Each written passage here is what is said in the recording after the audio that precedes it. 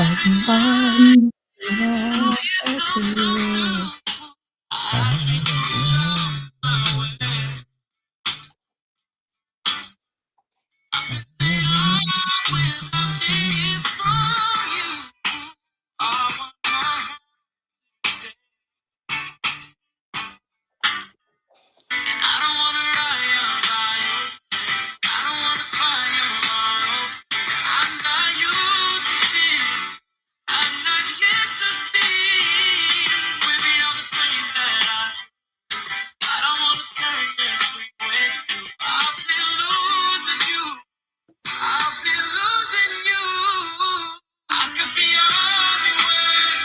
Man, I stood up to all the times you've been through.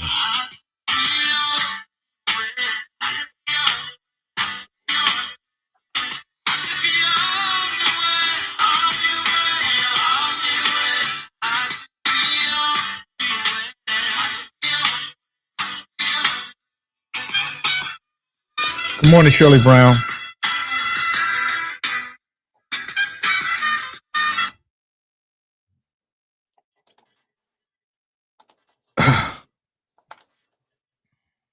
Are we live? We are. Good morning, sister. You a cold cat. Come on, man. You had a staff meeting. When I call, you got to stop the staff meeting and say, man, that's Jay King calling. I got that staff meeting got to stop. So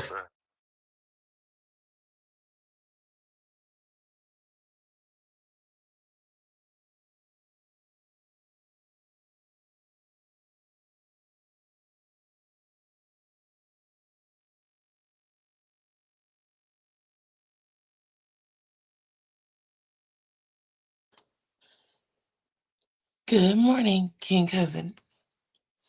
Morning. Snitchy, good morning, Jay. Everybody that's up in the J King Network. How y'all doing today? I'm not going to attempt to sing, so I'm not going to torture you guys. But I hope you guys had an amazing 4th of July and a great week. And we are going to start the beginning of a new weekend soon. So take it each day like the mile, one step at a time, one day at a time. Continue greatness. Snitchy, tomorrow we got Cheryl Cooley. Today. Oh my God. Oh. Yep, today. That's at 9. Good morning to our Oh. sister Devs. Yep.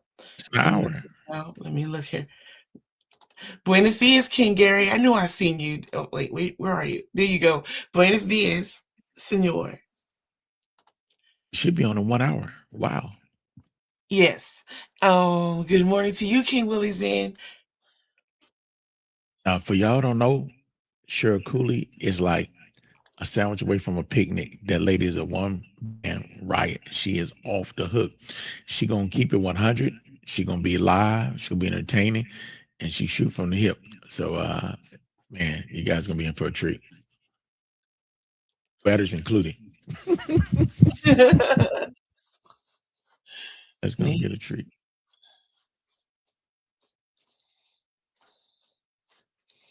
Yeah, so what's been going on your side of town, Cinchi? What was your question for me? I said, what's been going on your side of town? Oh, just basically running a pet hotel. We've had lots of furry visitors. Well, not lots, but 2 in particular. Good morning, King Anton. He says, top of the morning, fellow kings.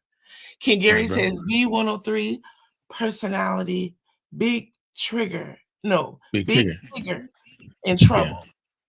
Yeah, he got a domestic violence case, and he's indefinitely off the radio for the station for a while. Not looking good. Not looking good.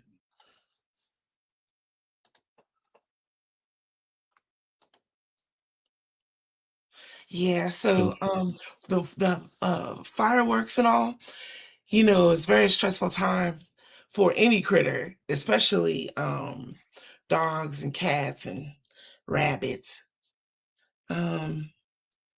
Speaking of Anyway, Ace I Ventura, speaking of Ace Ventura, where's Ace Ventura? Where's Ali, zookeeper? you know what? I'm not certain. But I know he said he had some business that he was attending to. What's up, Fish? Sir Fish a morning. lot, or Sir Fish a How little. you Good doing? morning. Fish a little. And Reverend Love said he was gonna Look, turn his name from if- King Sir Fish a lot into King Sir Fish a little, because he wasn't turning in big ties or any ties for that matter. if you guys Good morning to our sister like Joy. me, if you guys are not too talented at doing stuff yourself, and you need like lighting around your house, you can get you one of these. Now it takes 3 screws. You screw it in the bottom, and then you put 3 D-size batteries in. It lets you know, boom, boom, boom. Take this cap, put it in the back, and close it. Then you take and just slide it in and twist. And once you mount it, this one is a motion detector. It also is a dawn to dusk. So when it get dark and there's motion, it'll automatically light up anywhere you need to put it. The hardest part is putting these 3 screws on a surface, and then you can tighten it and make sure it stay tight with this steel screw in the bottom. All you do is twist off and twist on. So you can twist it off and walk around and have a flashlight, and then put it back on and twist it so it'll be locked in wherever you have it mounted. This is the best thing to light up outside around your house. No wires, no electrician needed. Just a Phillips screwdriver, 3 screws, and 3D batteries. You can get them at Home Depot for like $19. This is the best thing out there if you need additional outside your house. Besides them goddamn batteries. I know that's right. Fuck Yeah. the batteries. I gotta have my shit hardwired. I don't like batteries. Unless you got Only time I rechargeable. use Unless you got batteries for rechargeable. backup. Right? Yeah, rechargeables will do it. But I use batteries it. for backup. I try to have Morning. hardwired shit. And they're about $19, man. They got a cheaper version for like 12, but I would get that one, Home Depot. Great. Wow. See, I'm Is living out there here any in solar the is there a sticks. solar version? Have you seen that? I'm sure they are, but they're a lot more than Yeah, I got a $19. solar. Well, that is true. I got a Good morning, solar King in my Lehman. backyard. It's solar. For the back, anyway, for the backyard. 'Cause I Wow. ain't changing batteries and shit. Are the lights LED, Chief? Yeah, it's They look- LED. They're bright as hell. And like I said, like it's been times where I just unscrewed it and walked around the house bright as hell and just used it as a flashlight and then put it back and twist it. Now the sad part, somebody could walk up, twist it, and steal it, but they don't have the mount. But anything walk by, it flashes light. Usually alarm people, they ain't gonna try to walk up to It's it. hard for somebody else to get to it. Yeah. You know, Good What's up, morning, Uncle Fred? Fred. Good morning. Fred. Good morning, Morning, King. Fred. Good morning, Snitchapoo, with the Good president. morning. Good morning. How's everybody this morning? Doing great. Good, man. Good. I've been missing you, Chief. What's going on with you? I have a lot going on with my father, man. Just helping him out a lot. He's doing better. He has lupus and is slowing down his surgery from his spine surgery. Who got Yeah, lupus? My father. Oh man, yeah, that's a tough. Good morning, good morning. I'd like to say good morning with the song for you. Good morning, good morning. I'd like to say good morning with the song for you. It's a wonderful day in the neighborhood, a wonderful day for a neighbor. Would you be mine? Would you be mine? Kings in the Morning listeners, would you be my neighbor? Good morning, Fred. Would you be my neighbor? Yeah, of course. God bless everyone. Can't Good hear morning, Dr. Dre. Would you be my neighbor? you. Absolutely, Jay, and thank you for asking. Good morning, Big Chief. Would you be my neighbor? Certainly, Jay. I couldn't miss the duet this morning. It's usually a solo. Good morning, Sir Fisher Little. Would you be my neighbor? Yeah, I'll be your neighbor, Jay. Sure. Only Good if you morning, let me Gary bring guitarist Isaiah Sharkey. Okay. All right, all right. I knew a girl named Sharky. Good morning, Gary Finney. Good morning, Gary. Fatima. Good morning, Michael Robinson. Good morning, Toy. Good morning, Coach B. I don't know if I was. There was this girl. Good morning, Antoine. Good morning, Greg Beasley. Her name wasn't Sharky, but she had so many teeth. I called her Sharky behind I her knew back. that's who he was talking about. Ah, deductions. Damn. And when I saw the first time I saw Michelle Obama, first of all, I will tell you this. Yeah, I would ride that thing. That's the thing to ride. But the first time I saw her, she reminded me of Sharky. Wow. And I was amazed that she would let her teeth stay like that, being that she was going to be the good morning, Lee Fletcher. She was going to be the president's wife, or she was the president. I thought, before.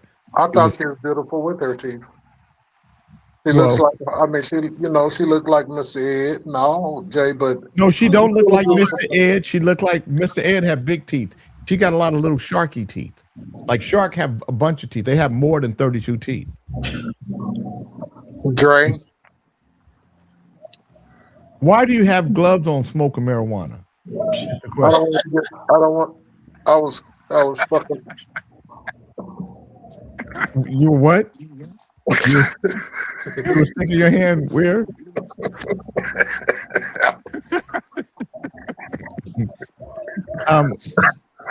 Dre, why aren't you showing your silver locks today? Why the baseball cap? My shit fucked up, Jay. That shit's crazy. I didn't see that. That shit's crazy. I need a haircut bad. Okay. Mhm. Okay. I got a Get shirt outta over here. here. I You got get a outta shirt here. over here. I need your address. I got a shirt over here for you. I would like to donate. A shirt. Yeah, me?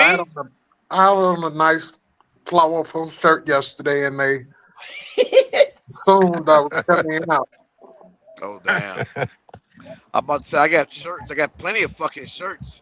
Are they rainbow colored? No, I don't do rainbow colors. That's for gay people. Well, Gay I bought a pride. flag. I was at Home Depot, and we were, getting some flowers and shit like that, and I got a flag, and I hung it up, and people were You got the looking at. rainbow flag, the gay rainbow flag. Yeah, Oh, but okay. but it So was tell us beautiful. more. It was beautiful. I didn't know the meaning of it, Interesting. and I still think it's beautiful. You Come to hear that, find Jay? out, He put up a rainbow flag. Yeah. Good morning, Janet Marie. Of course, yesterday he decided that he was going to come out. He was going to let whatever happened under those covers while you guys were reading the Bible. He was going to let it be known, and he was going to show his rainbow true colors. Good morning, Mr. Les. And I'm not mad at him for that. I respect that. I respect anybody that'll show their rainbow true colors. Hey, why not? Right? Why not? Oh, happy day. Oh, happy day. day. Oh, happy day. Now I'm just waiting for Dre to be as free about it as Fred. Jay, I'm not Well, gay. we came out the other day. So what was happening? It was a Why bit. were you naked in that Under the van? covers. Why were you naked in the van last week? Because nigga, it was 122 degrees. You were naked in the van? Yeah, I was naked in the motherfucker. And he put it on the Facebook. He was showing everybody. He was riding around in a van naked. And Marie got mad at me. And I'm gonna tell you something. Why? Well, I'm gonna tell you right now. Next time we do it, I'm gonna call the police so they can pull your ass over and put you on the ground and all kind of shit. Yeah, hanging around the Why school would you in a do that van. shit, Jay? In a white van. I'm gonna tell you why. That's a great question, but I'll tell you why. Because I would use it as fodder for Kings in the Morning. It would be a way for us to kiki and ha ha and have a good time at the expense of one of our good friends. Why would you do that, Jay? I thought you was my friend. I am. I just told you we would kiki and ha ha at your expense. Why not? Somebody's gonna come up with the picture within the next 20 minutes of Dre being arrested naked around that white van at a school. with his ass out Good with a morning, pamper Christy on. Graham. She said this world leaders are making so much fun of Trump being confused and out of whack in front of them, trying to walk in front of everybody to be seen by the cameras and so on. Who said that? Christy Graham. Chrissy Graham, follow the joke, goddammit. Save that shit. Can I tell you guys the joke real quick? Sure, Jay. Sure, Jay. It's your dime. One day, my husband came home extremely mad. I asked him, "What's wrong, honey?" He said, "Our goddamn mailman has been bragging to everyone that he slept with every woman on his route except one." I just looked at him and said, "I'll bet it's that stuck-up bitch across the street."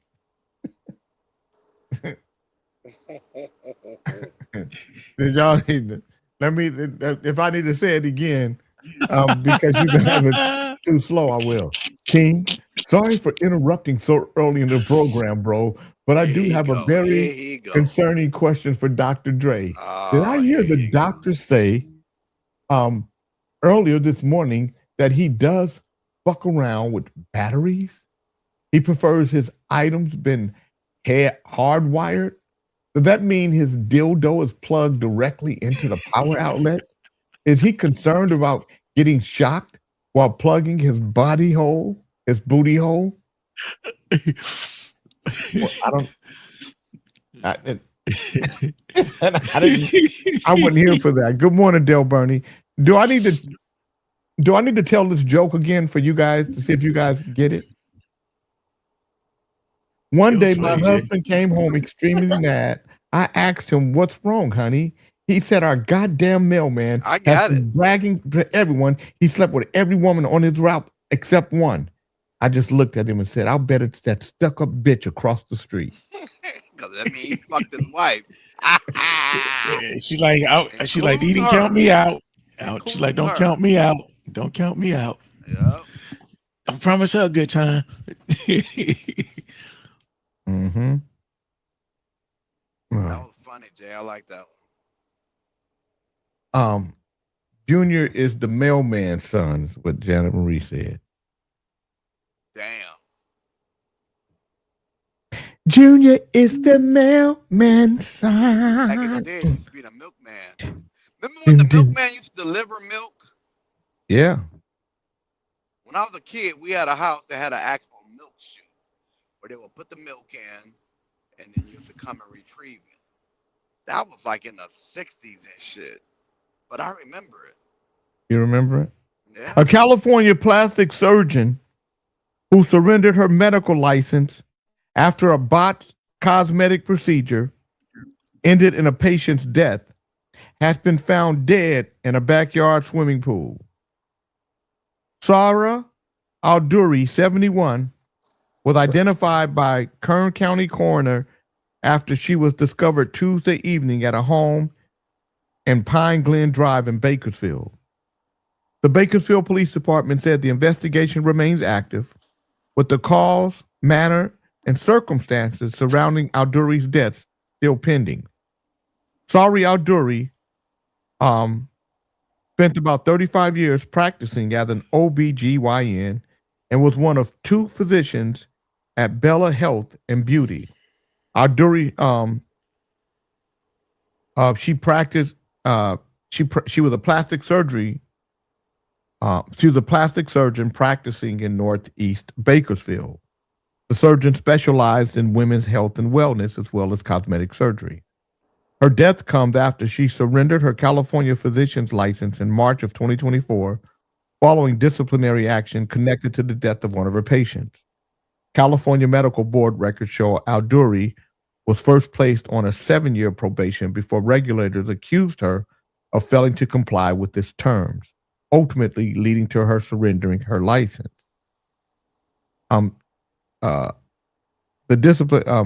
State records allege Alduri did not have sufficient training to perform the operation. The disciplinary case stemmed from allegations filed in 2021 over a liposuction and tummy tuck procedure performed on a patient who died in April of 2016. State records allege Alduri did not have sufficient training to perform the operation.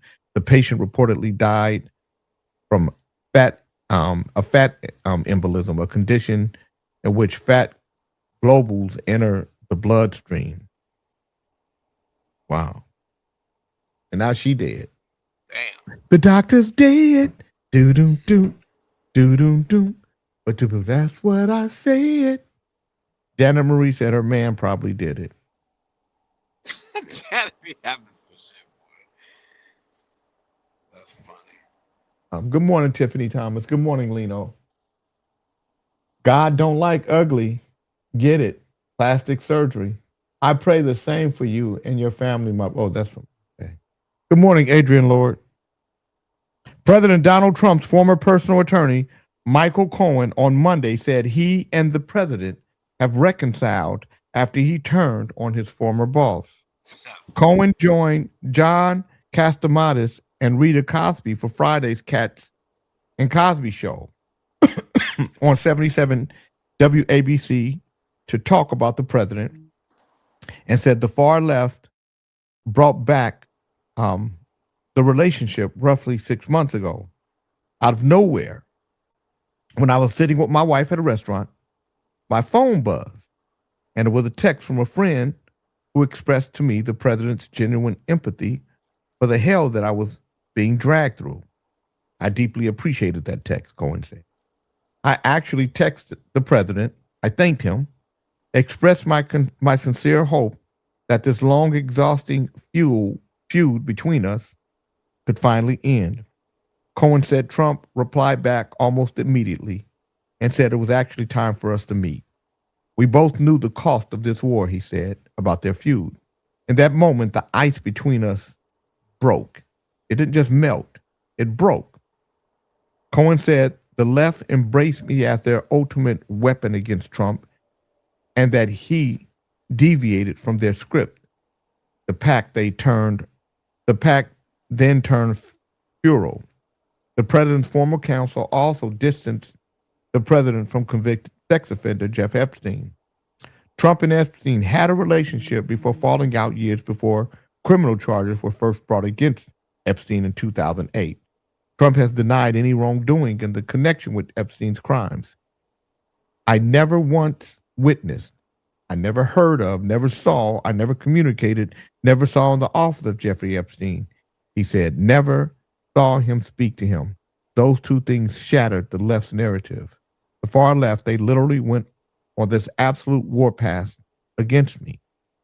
The president's one-time fixer admitted in the 2024 hush money case that he facilitated payments to adult film actress Stormy Daniel to cover up an alleged affair ahead of the 2016 presidential election, and maintained it was done at Trump's direction. He pleaded guilty to campaign finance violations and tax evasion in 2018. Cohen later pleaded guilty to lying to Congress as well. He received a prison sentence and was eventually released after a period of house arrest in 2021. Cohen testified as the key witness in the New York hush money case brought by New York Attorney General Letitia James against Trump and the Trump Organization in 2023, testifying that he reverse engineered Trump's financial statement. The president was found. I'm sorry, go ahead. The president was found guilty on 34 counts of falsifying business records in the case brought by Manhattan District Attorney Alvin Bragg. Trump last month appealed to have his conviction and civil fraud judgment tossed out.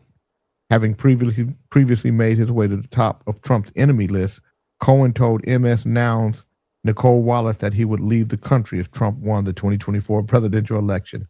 I'm out of here. I mean, I'm already working on a foreign passport with a completely different name, Cohen told Wallace. I don't know how it's going to work as far as dealing with my wife and my children. I certainly don't want them moving to where I'm looking to go. Funny how things. You know, it's a trip, man. I'm Good thinking morning. back when that motherfucker said, you know, he grabbed women by the pussy. Uh-huh. Who the fuck does that? You grab a woman No. by the ass or grab some titty, but you don't. Who grabbing pussy? That's some crazy shit. Well, I mean, it's because, sometimes you can just do like that right there. that's tickling pussy, Jay. No, it's just, That ain't grabbing. This motherfucker said grab him by the pussy. That's I mean, you can.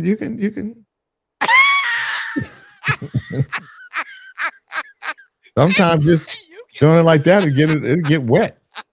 It get wet. Next thing you know, you. Okay. No said. Shit, I get it.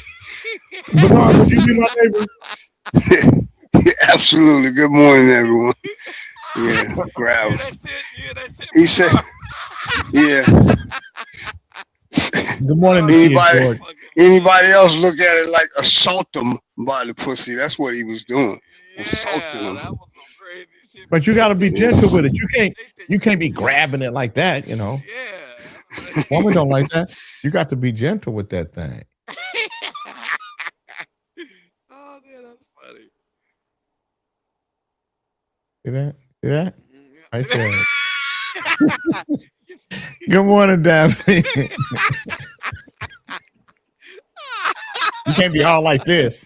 Yeah, you can just Yeah, you got to you be. know, like that. Well, he said he would have a threesome with his sons. He said he would date his daughter if she wasn't his daughter. Yeah, That's how some sick perverted he shit. is. That's some sick shit. Tony Briggs is in the building. Tony Briggs, I'd be afraid to answer your phone calls. I'd be thinking you got Donald Trump with you. Yeah. Now I'm gonna see if you know anything about this. Tony Briggs, what up, though? If you don't reply, he ain't a real Detroiter. What you trying to do? Get his ass in that van? Shut the fuck up. Trying to get Joe big ass up in this van. I would love to have your ass on the road with me. No, you wouldn't, nigga.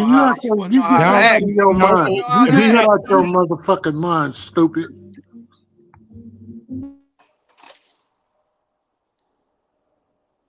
Don't never say no shit like that. Shut your ass. You can imagine with me and you in the van on the road, like, Bro, nigga, I ain't motherfucker, did no get damn. out your fucking mind, Get nigga. your ass. Get your ass. I'm not riding and around ride. eating donuts with your And motherfucking ride, ass nigga. wetting. Get in the van, nigga, and ride it. You gonna love it. Just seeing the world, huh? Just riding around. Goddamn Yeah. right.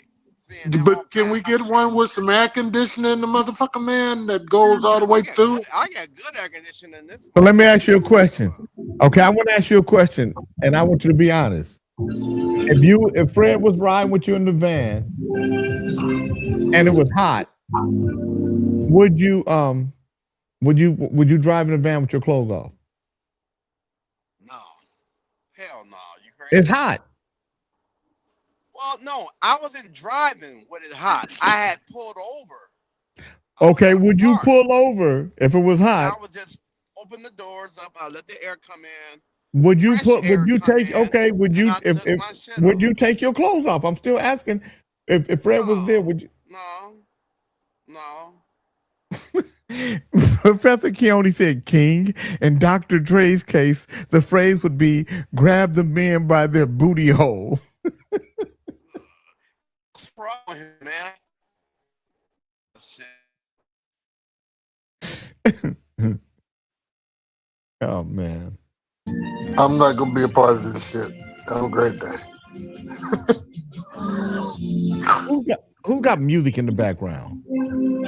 King Fred does. Fred, why would you do that?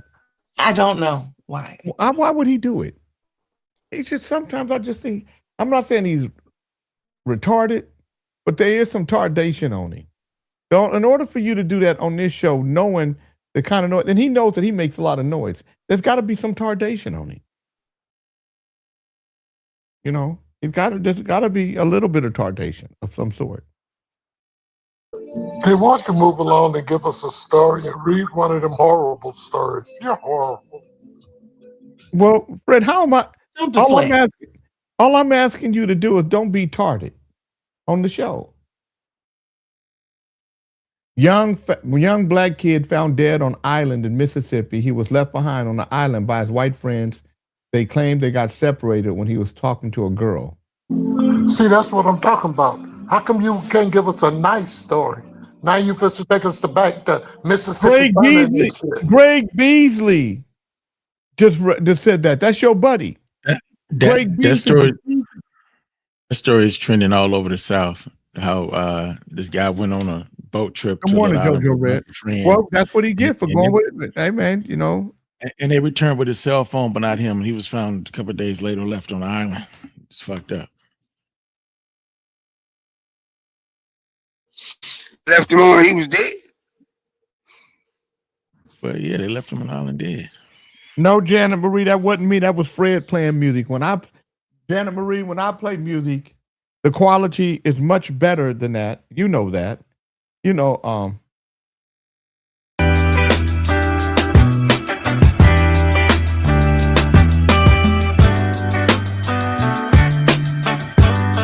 listen to that.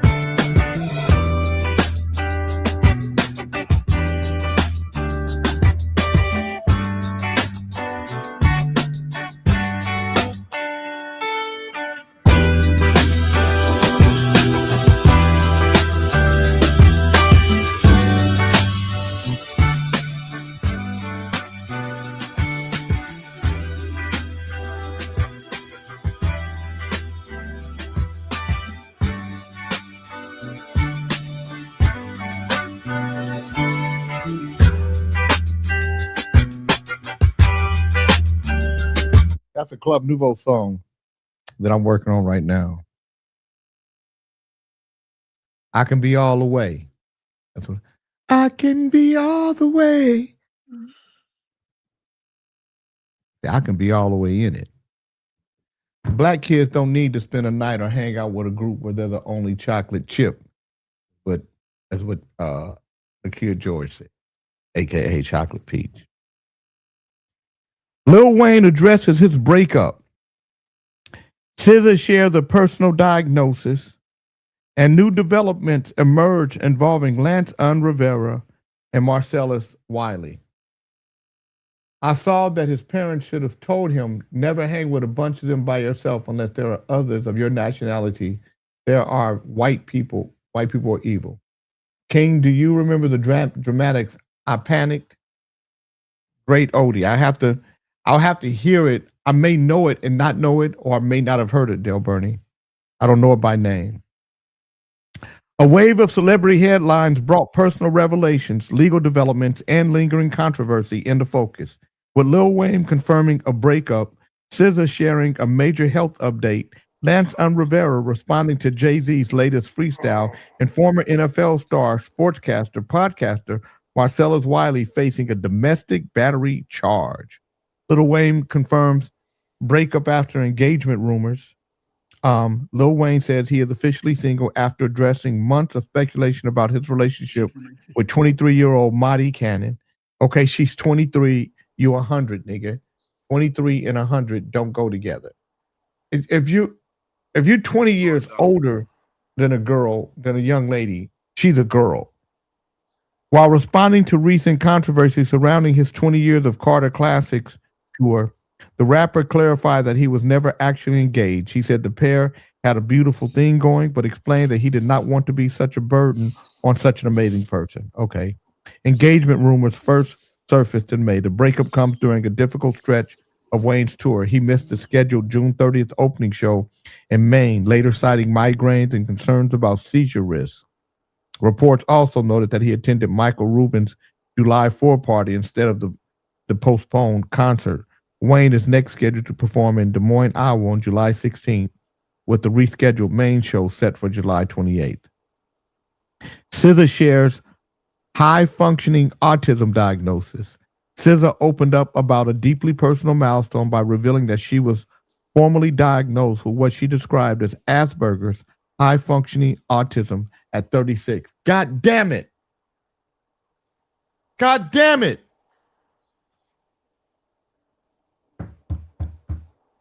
That's Fred's diagnosis. High-functioning autism.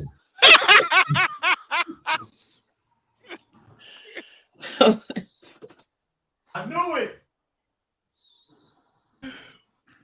No further retard. Look, save Uncle Fred. Gotta leave him Where alone. the fuck he go with his punk ass? High-functioning Come back here, Fred. autistic. Now I get it.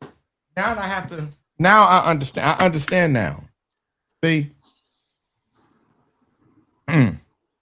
it's all now. It's all coming together. I was wondering why he was like that. Why he would go, back and forth, in and out like that. That's that Autism autism. and Asperger's all mixed into one.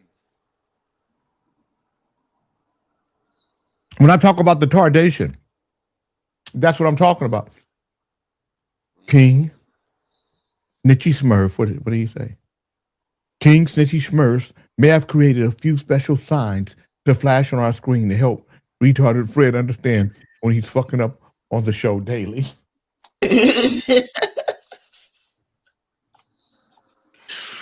Woo. This is what I have to say to that dude. It's all for you, Keone. You can sit on it, you can spin, you can do whatever you like. Ooh, just don't put no dookie shit on my Barnacle said, I was raised around cowboys and farmers' kids, never went anywhere along with them. Mm-mm.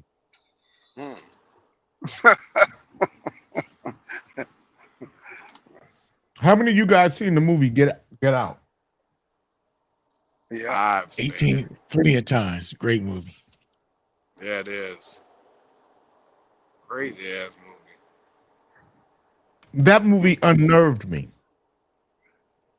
Yeah. I can see that.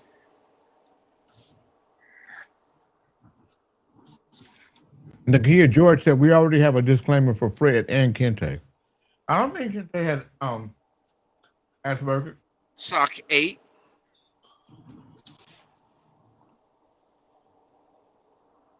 That movie, man.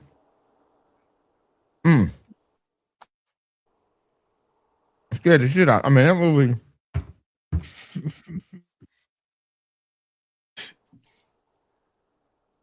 That was a good movie, man. Yeah, that is a great movie. Now, when the black folk was looking all weird, and the black boy was running real fast, I was like, shit.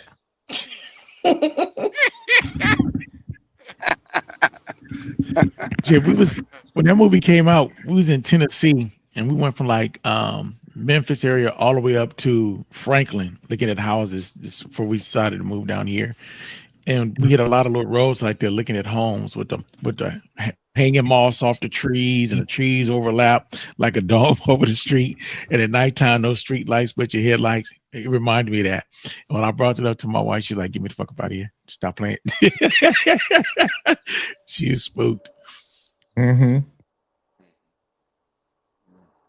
Okay, I'm gonna talk to her at 11:30. Okay.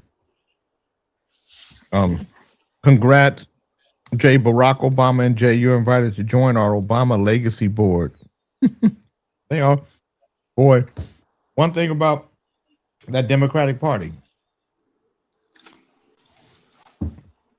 you give them money, they're gonna shoot their shot.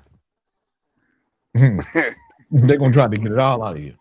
King, why was Dr. Dre just giving me the finger? I wasn't talking about him. I was talking about his under the blanket Bible reading lover, not Dre. That was just for your ass anyway, just on GP. Keone? So, What professor gonna get on there with us? huh? When's Professor gonna join us on Kings in the Morning? He I don't has know. his code. He can tap it in any time he so choose. He's been on a couple times. Oh, yeah. He's been on stage before. Really? Yeah. I wasn't here. I want to say probably during the third hour, but I actually think, yes, he was on here.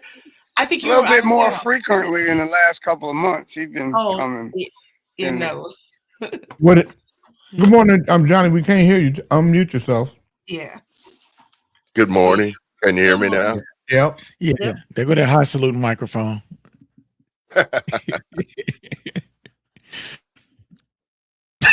King Freeze said, "Musty motherfucker."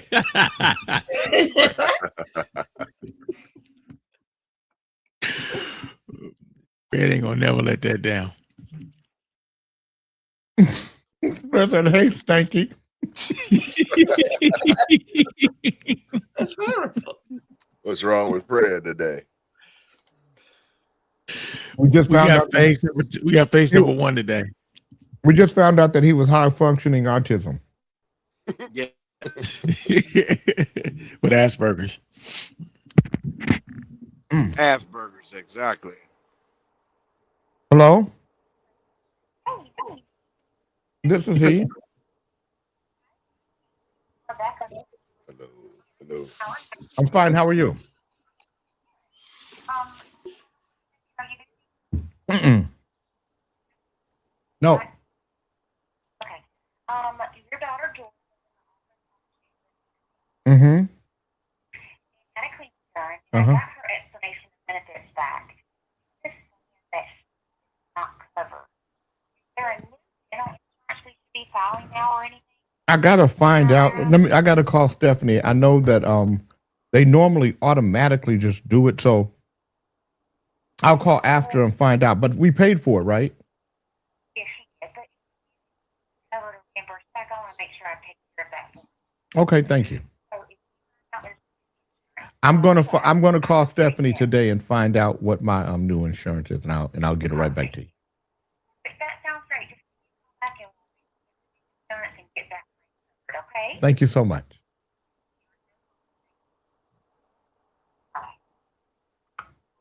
You know your dentist like you when they want to always get you money back. I think Ali may be on that autism scale as well. That's what Gregory Beasley said.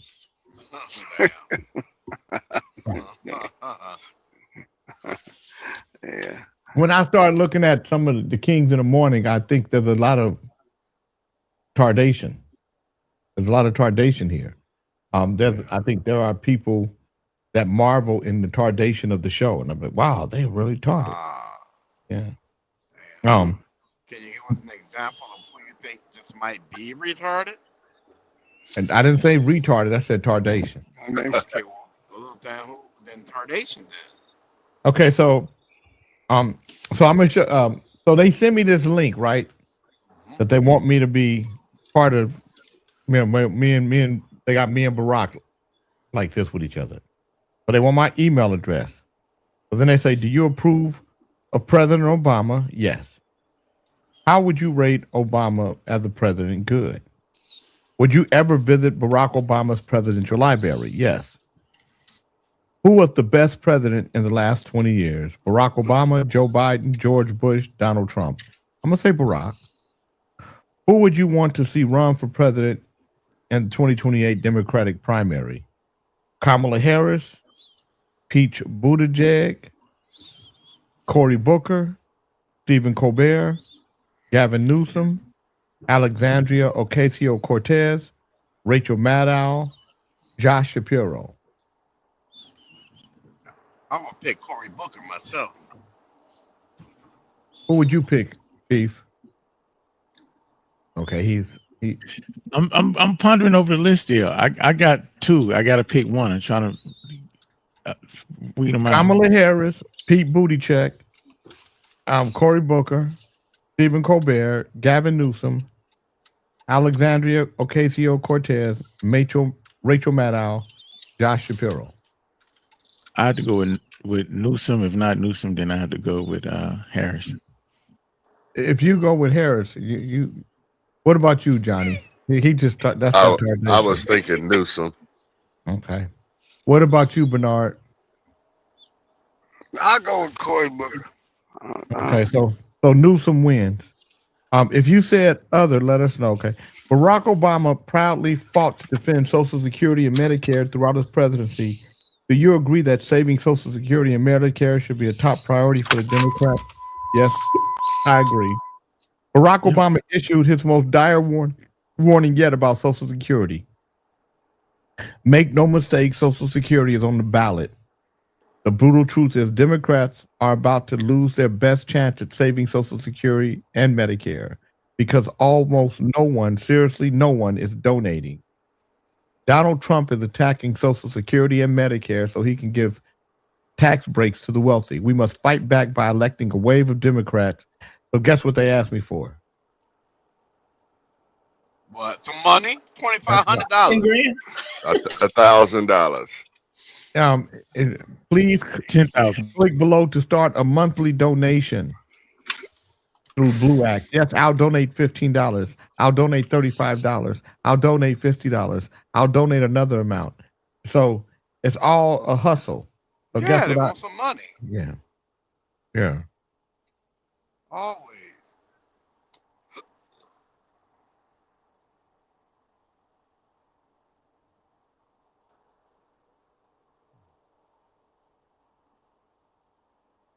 I'm gonna fall for that shit. I'm gonna send $50. Stop that shit. But she be thinking Obama wrote her his damn self and be believing that shit.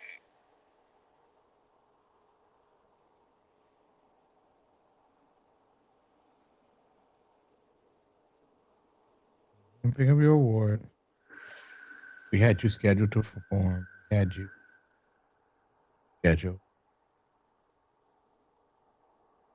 perform.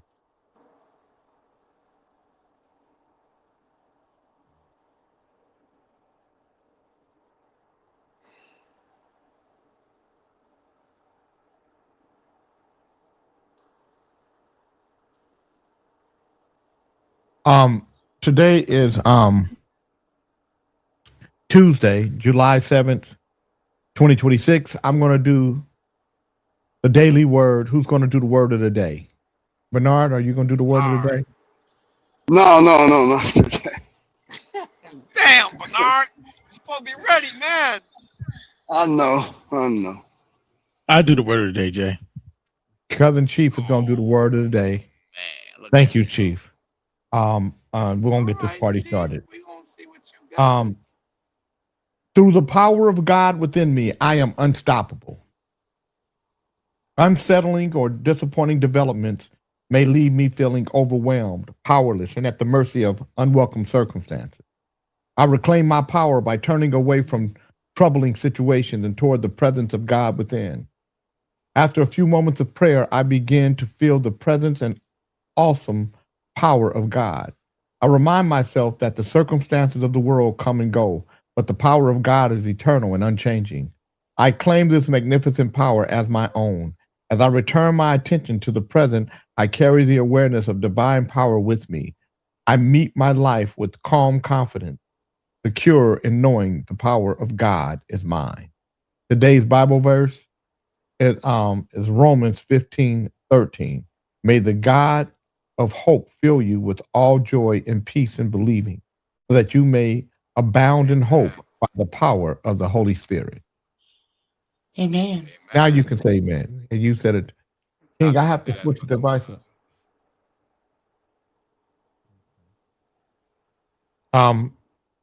Big Chief, what is the word of the day? The word of the day is discombobulated, and I will spell it for you. DISCOMBOBULATED. The word discombobulated means to be completely confused, thrown off balance, or be bewildered. So I would try to use the word discombobulated with you in a sentence. Sometimes some of the stuff that Professor Kearney say leaves us totally discombobulated. Thank you.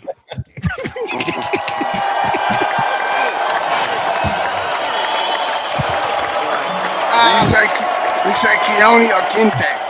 Keone. Let me. I just sent you something. Snitchy, I need you to post that.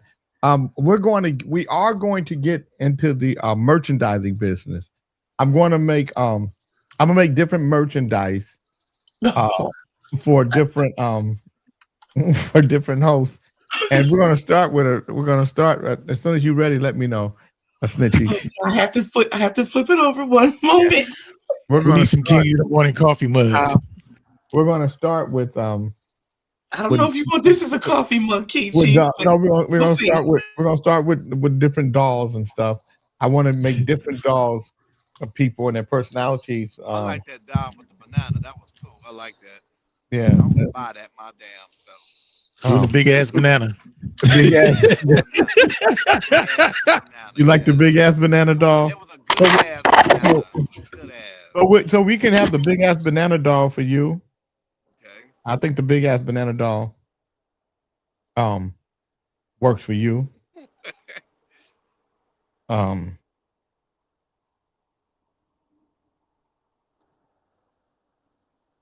There's a guy named Black. I like Black Rob. Black Rob's a nice guy.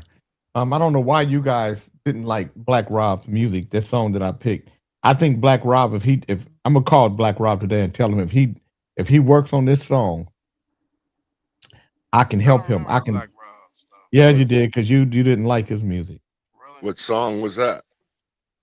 I'm gonna show you right now, Johnny Depp. But they weren't very kind to Black Rob. I was, they weren't. Especially Dre. And then I had to play one of Dre's records to tell him back off of Black Rob. That's fucked up. Yeah, I'm just saying. Back off of Black Rob. All right. Because Dre was laughing at Black Rob, but he forgot about his own idiosyncrasy. No, man. Come on now. Oh, my boy Charles in the building. What's up, Charles? What's up, guys? How y'all making out? How you doing, Big Charles? What's Doing up, all right. Charles? Now, Big What's Charles, up? let me tell you something. If there was a movie for the head detective, you could be the head detective. But the head with arm, you would be the head detective.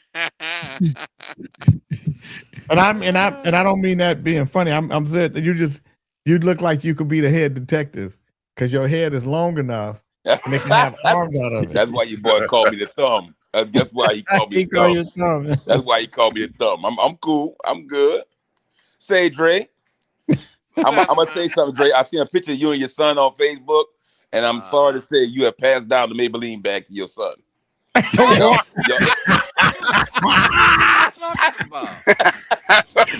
Genetics. y'all are two pretty motherfuckers. He said the Maybelline bag. Sorry about that.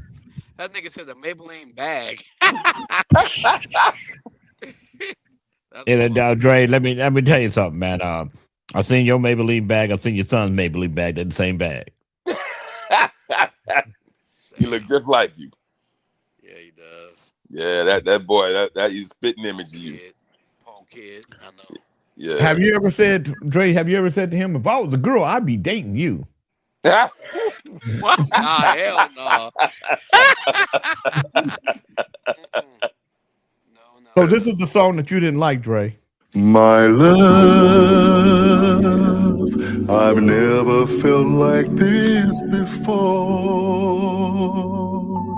I've never wanted anything more. Wanna make every minute an hour. Wanna make every hour a day. Yeah. When I think about you, I feel some type of way. And when I'm around you, not enough hours in a day to feel your tender touch, to hold you in my arms, keeping each other warm. Oh, girl, I love the way you let me lead you. I love your femininity too. Somebody was You standing know behind me, Big just Charles. how to get the best out of me. What they laughing about? Girl, you're so amazing, Such such a blessing. And I'm so glad you chose me to spend your time with. I'm never gonna let you down. I'ma always be around. Only you ain't never gotta worry about me going nowhere. 'Cause I don't know what I would do without you. I'd bottle you up if I could. We'd be be rich too. I do anything I can to let you know that I am your number one fan.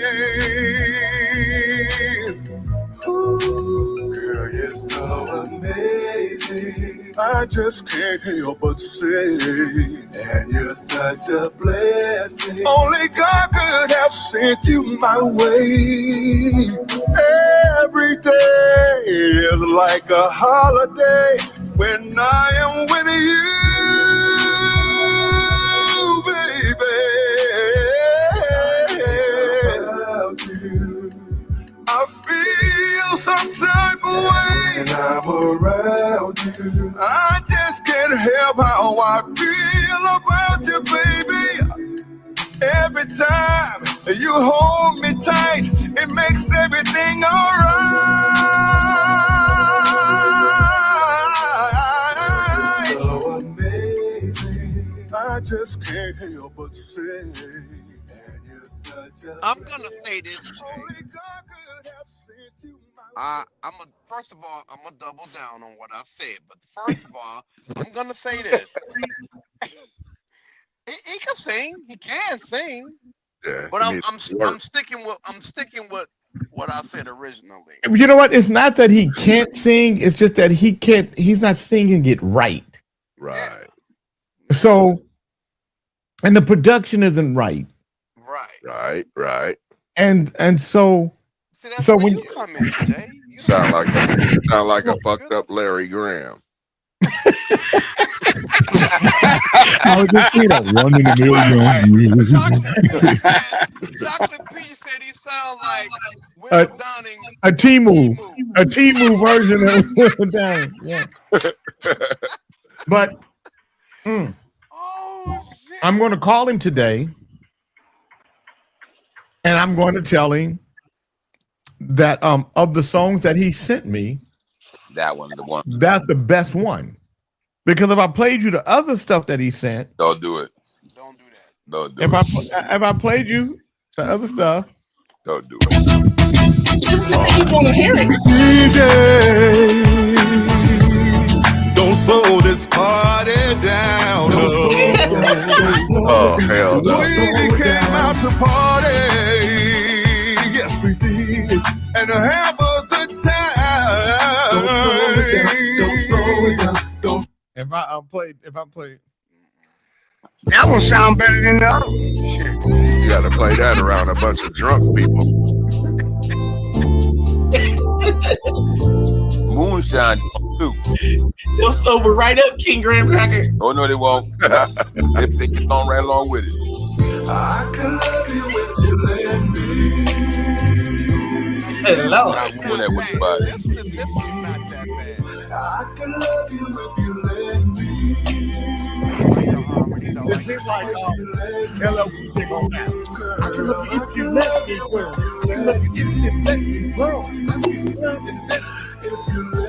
It's like Yeah, you need like Crazy Bone on that one.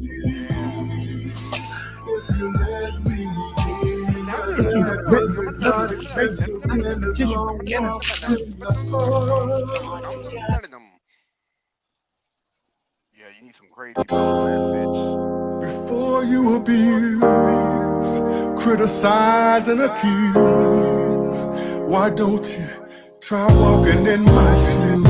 Yeah, just walk in my shoes. Walk in my shoes. you know what? It's just They're not complete. He's not completely bad. It's like you said, Jay. He just needs some. He needs a producer, somebody like yourself. Yeah, no, I'm not. Perhaps. I'm not a little work. He needs a producer, not a reducer, Dre. I'm a producer, man. I am a good producer. Oh, okay, well, I'm not gonna let you tell that on me. I'm a good Okay. producer. We already okay. played I just ain't stuff, done Dre. it. Let it I alone. just ain't done it in a long time. Leave it alone, man. Yeah. I could. Oh, Dre, it's just like riding a bike. I can You make won't his ass forget. sound good. Okay, I'm Right. not. I bet you I can make his ass sound This good. is one of your productions right here, Dre. Man, the only thing that's fucked up is my vocals. That's it. That's the only thing that's fucked up. Everything else is Production, even if the track. The track is okay. It needs. The track is the. Come on, man. Stop. It's not. If you think that's the problem, I'm scared. What's wrong with my track, Jay? I mean, it's just it's basic. It's not. The way you move, the way you smile, got me floating higher than I've ever climbed. Your touch is fire, I'm consumed. It burns so sweet, so sweet. Hey, who is that? Howard Hewitt? No, I sound like Howard Hewitt. Oh, no. Just you got me gone. Now, Good morning, Jeff.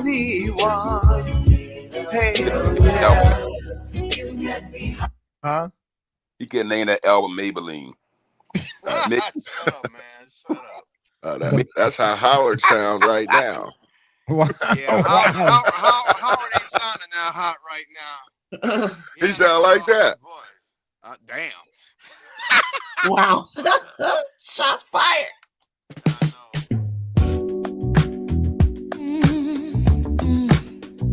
Now, stop it.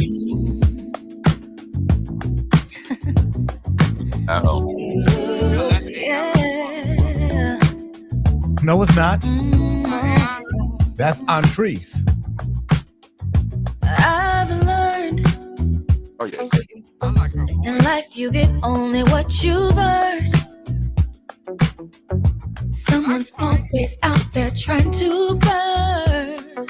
Is she singing with you now or used to sing? No, this is a single. This is a new record we worked on. Oh, okay, okay. And you'll see Oh yeah, there's Ali. all the things in life I've grown to be. And now I must face the reality. My brother, De Niro.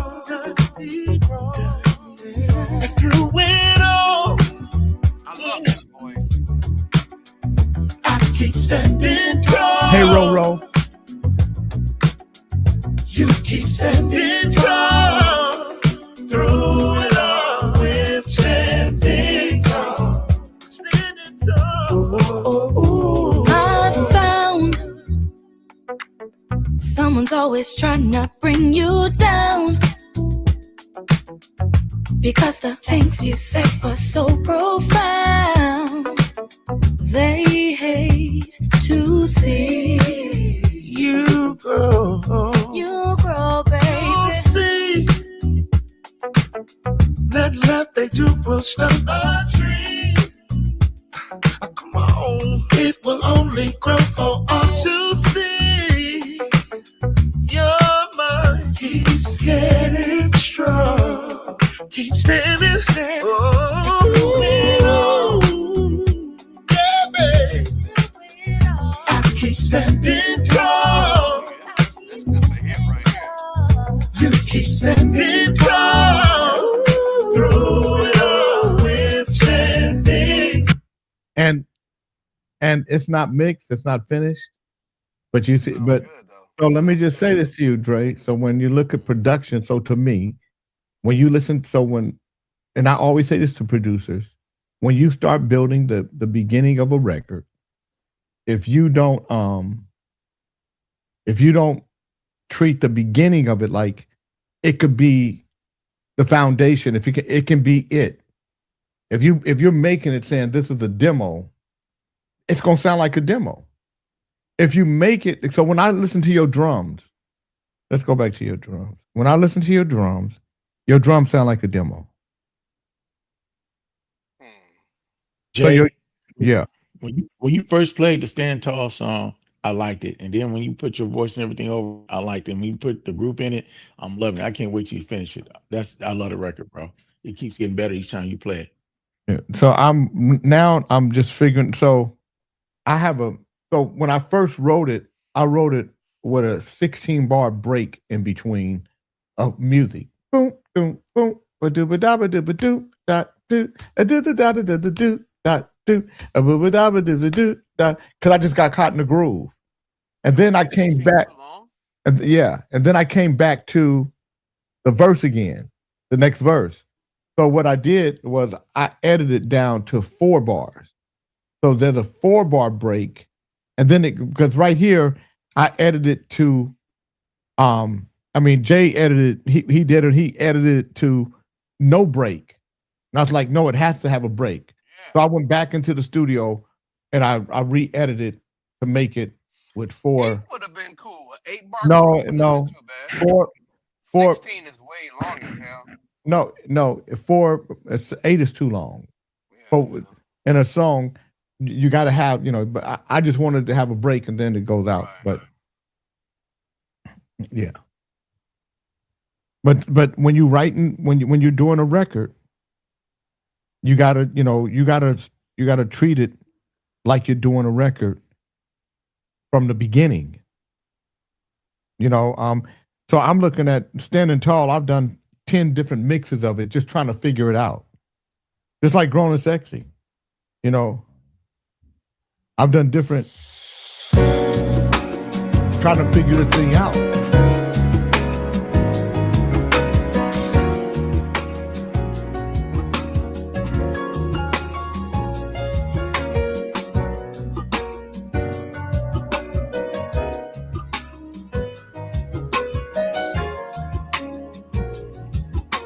Hey, Hannah, good morning. So this is what I'm just gonna start right here.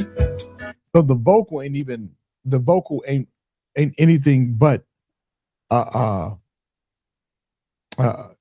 it's just a pen that I have in it of how I want the melody to go and what I'm building around it. No, that's not Ivan on the keys. That was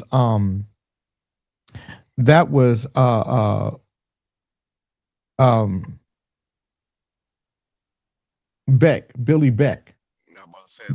So I gave Billy the wrong track though. That's why it's out. So if you listen to it, you hear it's out. And see how we grow. It's just out right there. It's not in key. I'm not gonna walk in fear. I'll just let us flow. Tom Farquhar, King, can you please have Snitchy Smurf please put Chief in the back when playing music that makes him move? I'm all out of Dramamine and I'm getting sick watching him shake and sway. Once again, discombobulated. Fool. That's cold. Oh man. Oh, Hey Jay, is that the Billy Beck on it? Is that it gives it that little bit of Heaven Must Be Like This flavor? Yeah, so I sent it back to Billy Beck without the other piano in it so that I can get more of that feel on it. So yeah, so I'm gonna fix it. But so making a record to me is a process, and you got to understand that I don't necessarily. I don't. Jay, what you say? I'm just trying to figure this shit out. Mm-hmm. Yeah. Yeah. I'm just trying to figure this shit out. I just wish I had more time. If I had more time, I would definitely get in there and get back to the swing of shit. Yeah. You get back in there swinging a shovel. Hey Fred.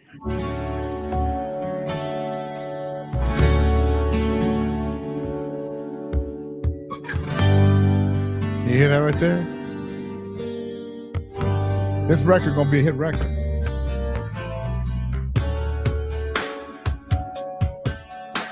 When this is done, it's gonna be a hit record.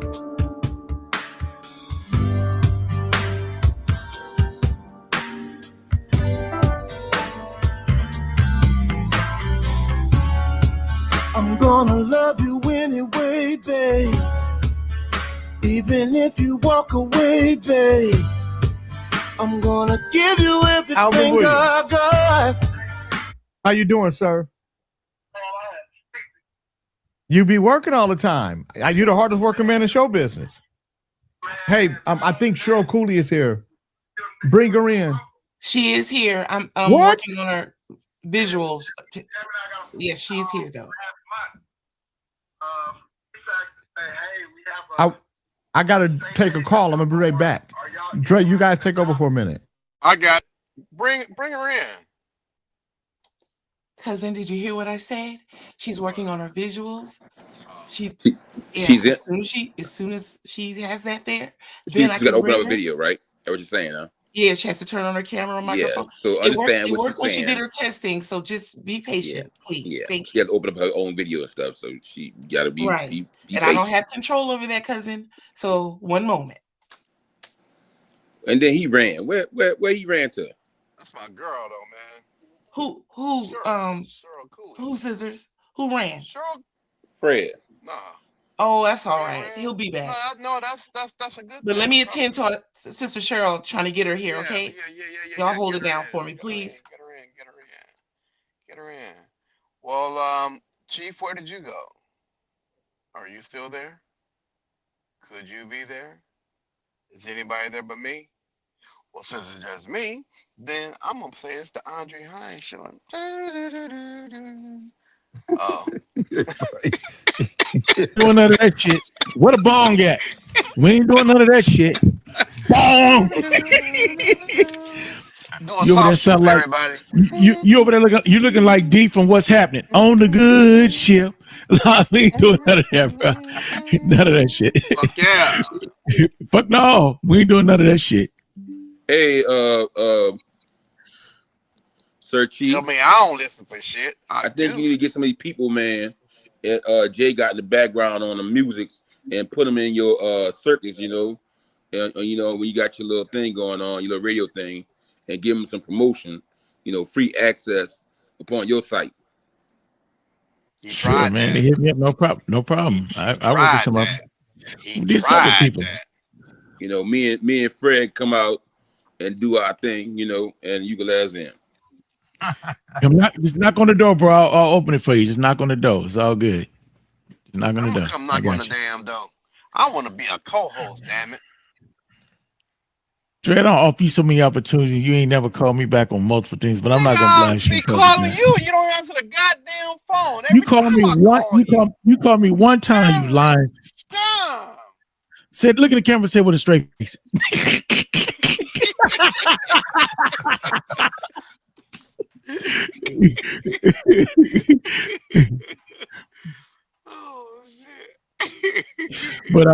But the cool thing, Dre, we got GCTV coming up real soon, man. We got our own television network coming up. I'm with it. 3 weeks.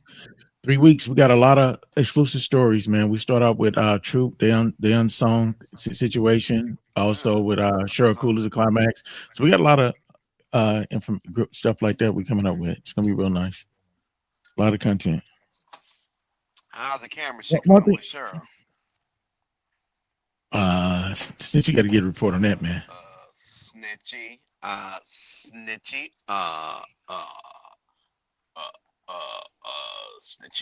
King Chief, I heard you say my name at the but I'm working with our sister Cheryl. What did you need to know? It was me. It wasn't him. It was me. Oh, I asked how we looking with Cheryl. So, cousin, it's gonna be looking great because you see her on stage. If you don't see her on stage, I'm still working on it. I'm just asking you how's it coming. It's not difficult. I'm asking you how's it coming. No need for you to get up. I'm working on it, but if I can't control. She's working on it. I'm assisting her. Can I get back to that? Give me What y'all don't understand is that sometimes the internet is not our friend. Sometimes people are on poor Wi-Fi's or they traveling, and it's all kind of stuff happen when you try to do stuff remotely, dude. That you run all kind of complications. Man, you preaching to the choir on that shit, man. You see how many times I went out since I've been on the air? Right.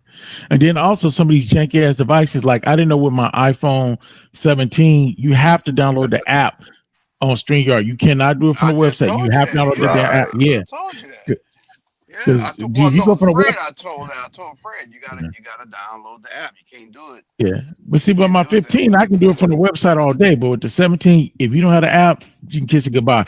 Everything will look perfect, then the sound will go out, or everything will be perfect, then he keep knocking you out. I mean, it's problems. Thank you, Janet. From my computer, I can do it. I can do it on the web. I can do it, but you have to be able to do it. If you're on a Mac, you gotta do it through Google. You can't do it through Safari. It won't recognize Safari. So you have Dre, to do it on Google. Dre, you remember Universal Soul Circus? Yeah, you own that now, right? No, I don't own that. Ain't got nothing to do with that. But Casual Cal from there, the guy that used to do the ring announcer, he just joined us, GCTV and GC Radio. Oh, okay. He just joined our team. We got Casual Cal with us now. I thought you said you own that. Boy, something. You were doing something. We got him coming on board. I mentioned it, people, reference to him, but no. Okay. And then we got my boy Stephen Russell Hart from Troop just came on board to do a show. So we got a gang of celebrity shows over here, and some amateur hours because I'm an amateur on my station. So we got the amateur on there as well. Right. That's good.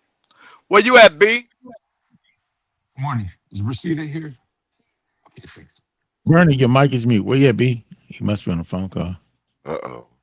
Look like we off of Facebook. On a call or he got his mic muted. Bernard. God, I'm working with my mic. Oh, there you go. Where you at, man? Down here by the port. That's why the internet acting crazy. Yeah, that's where I was at earlier. I had to drive closer inland because I was right at the water. How come you didn't jump in? I should have. If I had some signal, I would have parked right there. It's still hot up there. This weather is crazy. It's hot up there, and up here we can't get no sun in the bay. Wow. Dre, don't jump in. Last time I jumped in, they said Free Willy.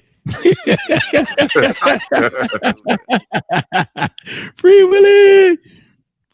I don't do water, man. I mean, unless I'm taking a bath. That's what it is. I don't swim. Man, I love water, bro. Man, I love to swim, bro.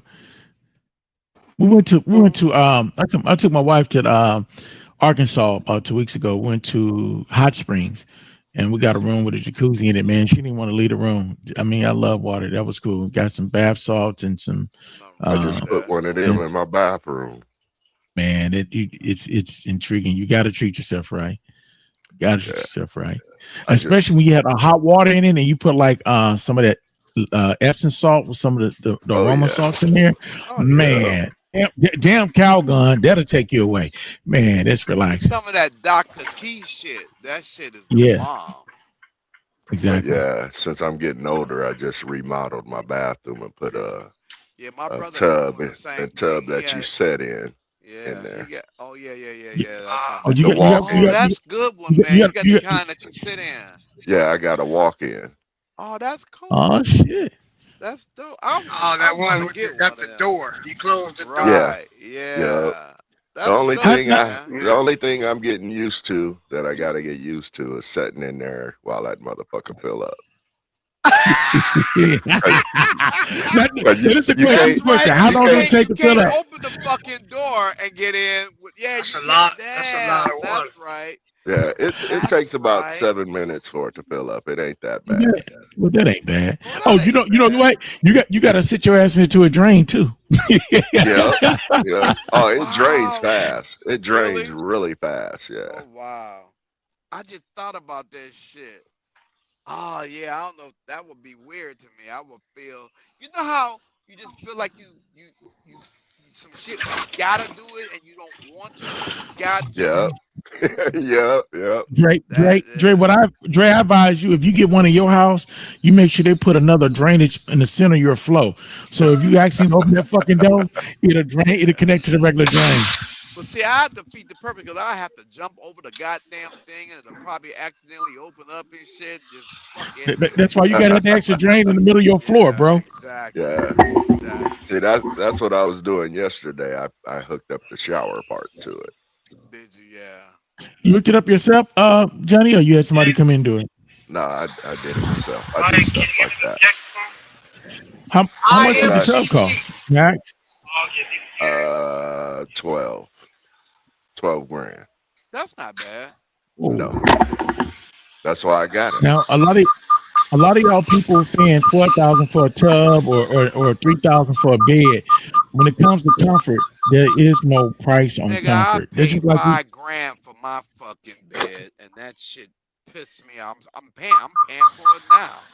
Well, when you get older, you realize that it's an investment. It's to an be. yeah, When you're young, you don't care. When I was young, shit, I wasn't spending no money on no mattress. Yeah, you're right. You know Yeah, now, I got a shit, really I think- Here, this is I when think I we- was putting it in. And I got You the can see bed that. the adjustable bed, which is really Yeah, mine go up, Okay. down, the feet, all that, Exactly. and Yeah, that's- massage. Yeah, That's see, my have next you done what they call it, zero gravity? That's the shit, man. hold on one Tried second. that yet? Hello. Snitchy, Yes. go ahead. Yes. So our sister is ready, and I'm excited to bring her to the stage. I just didn't want to interrupt your thought. All Bring her right. to the All stage. right. Hold on. Here we go. Without further ado, to Cheryl L. Cooley of Climax. Here she is. Hey! Girl, what's going on, baby? How you doing? You know, this technical stuff. Woo, I think I got a headache. Okay, anyway. Hi. Hello. Good Hey, morning. Cheryl. Good morning. It's a long time. I how haven't you seen you doing? in so long. How are you? I'm doing great. Good. How you doing, stranger? How you doing, stranger? You again. Oh, okay. Oh, she said you I again. haven't seen you since you know what? You know, last time I saw you, Uh-oh. you played BB Kings. You played my club, remember? Oh. Oh, okay. You don't even know who you're looking at, do you? This is me, Dre. I Your see little you. brother. I know who you is. Oh, okay, I'm about to say, okay. But no, that's the last time I think I saw you, isn't it? Or did I see you since then? Wow, that's a while ago. Yeah, well, Oh, yeah, I've grown up now. I'm impressed. and grown up. He done hooked up with Maybelline since then. Don't listen to them. Don't listen to them. How you been though? Everything good with you? Yeah, everything's great. Yeah, we just got finished playing in Inglewood Saturday, so I'm still on a Yeah, high. I seen that. Yeah, get ready for some other things happening. Any new music? No new music yet. I mean, you know, we've had a couple of singles out, you know, some years ago, but I haven't gotten back into the studio yet. I'm really having a lot of fun on stage, so I know I have to be more disciplined and get in the studio. Yeah, I wish y'all come up to the Northwest. Exactly. Oh yeah. You know, I had to think of geography. Wait a minute, I'm already west, so I just got to go north. Okay. Yeah, that'd be Seattle. Like, I'd have to drive over to Seattle because I know you won't. I know y'all won't come over to Spokane. Oh yeah. We up in the woods up here. Oh. Well, you know where I'm at now, Cheryl. I'm in Johnny's name is John Henry. Yeah. I'm not in LA anymore. I'm in Charlotte now. Well, who told you could do that? I don't know nobody. I just long story. Hey, I haven't yeah. talked to you in a while. I gotta call you. I know you probably got a different number now. They tricked him. They tricked him with that price of living shit. Oh, okay. I can understand that. Yeah, yeah. They did. Yeah. Well, you still got my number. I haven't changed it. You haven't changed it? Okay, well then No. I got you. Okay, Yeah. cool. Yeah, I done had it for 100 years, so you can still Same got it. here. Same here. I've had my number for 35 years now. Same number. Same number. Well, sure. We got a lot of people here. We've been Snitchy been blessing us. We're letting everybody know you coming today. A lot of people been expecting you, and we're glad to have you today. And just give them a little bit of history about you and the group. I mean, when did you start playing music? Oh wow! I started playing guitar when I was 11. My parents gave me guitar lessons. My sister was married to a famous musician at the time, and I had a little toy guitar, and accidentally played a TV show on it. And my sister jumped up and said, "Hey, let's get Cheryl some guitar lessons." So since there was such a big age gap between us, she's 16 years older than I am. The guitar was my only playmate. So I took guitar lessons, studied in school, and learned how to do orchestration and composition, and got my degree and all of that. So the guitar has always been a part of my life. I mean, even as a small child, my parents had a toy guitar under the Christmas tree every other year. So we were destined to be married, me and the guitar. There you go. I know that's right. So between playing the guitar for your family and friends, the toy guitar, getting a real guitar, how did you start your music career with that? I mean, reading music and other than playing the television music that you heard and by ear, how did you get really into it? Well, because my sister was married to a musician, a professional musician. I mean, I saw him playing on stage, and I saw bands on TV, and I knew that I would someday do the same thing, because it was a calling for me. That bug bit you, huh? Yeah, I just had no doubt that somehow or another it was going to happen. Right. And sure enough, life kind of twisted and turned, and I was happened to be working at a bank at the same time I was playing with different bands, and was telling her about this all-girl band I was in. And she said, "All-girl band, and if you give me a demo tape, I'll take it to my uncle. He's a producer for People Bryson. His name was Johnny Pate." And I gave him a demo tape, and he listened to it, and he didn't like it. Oh, wow.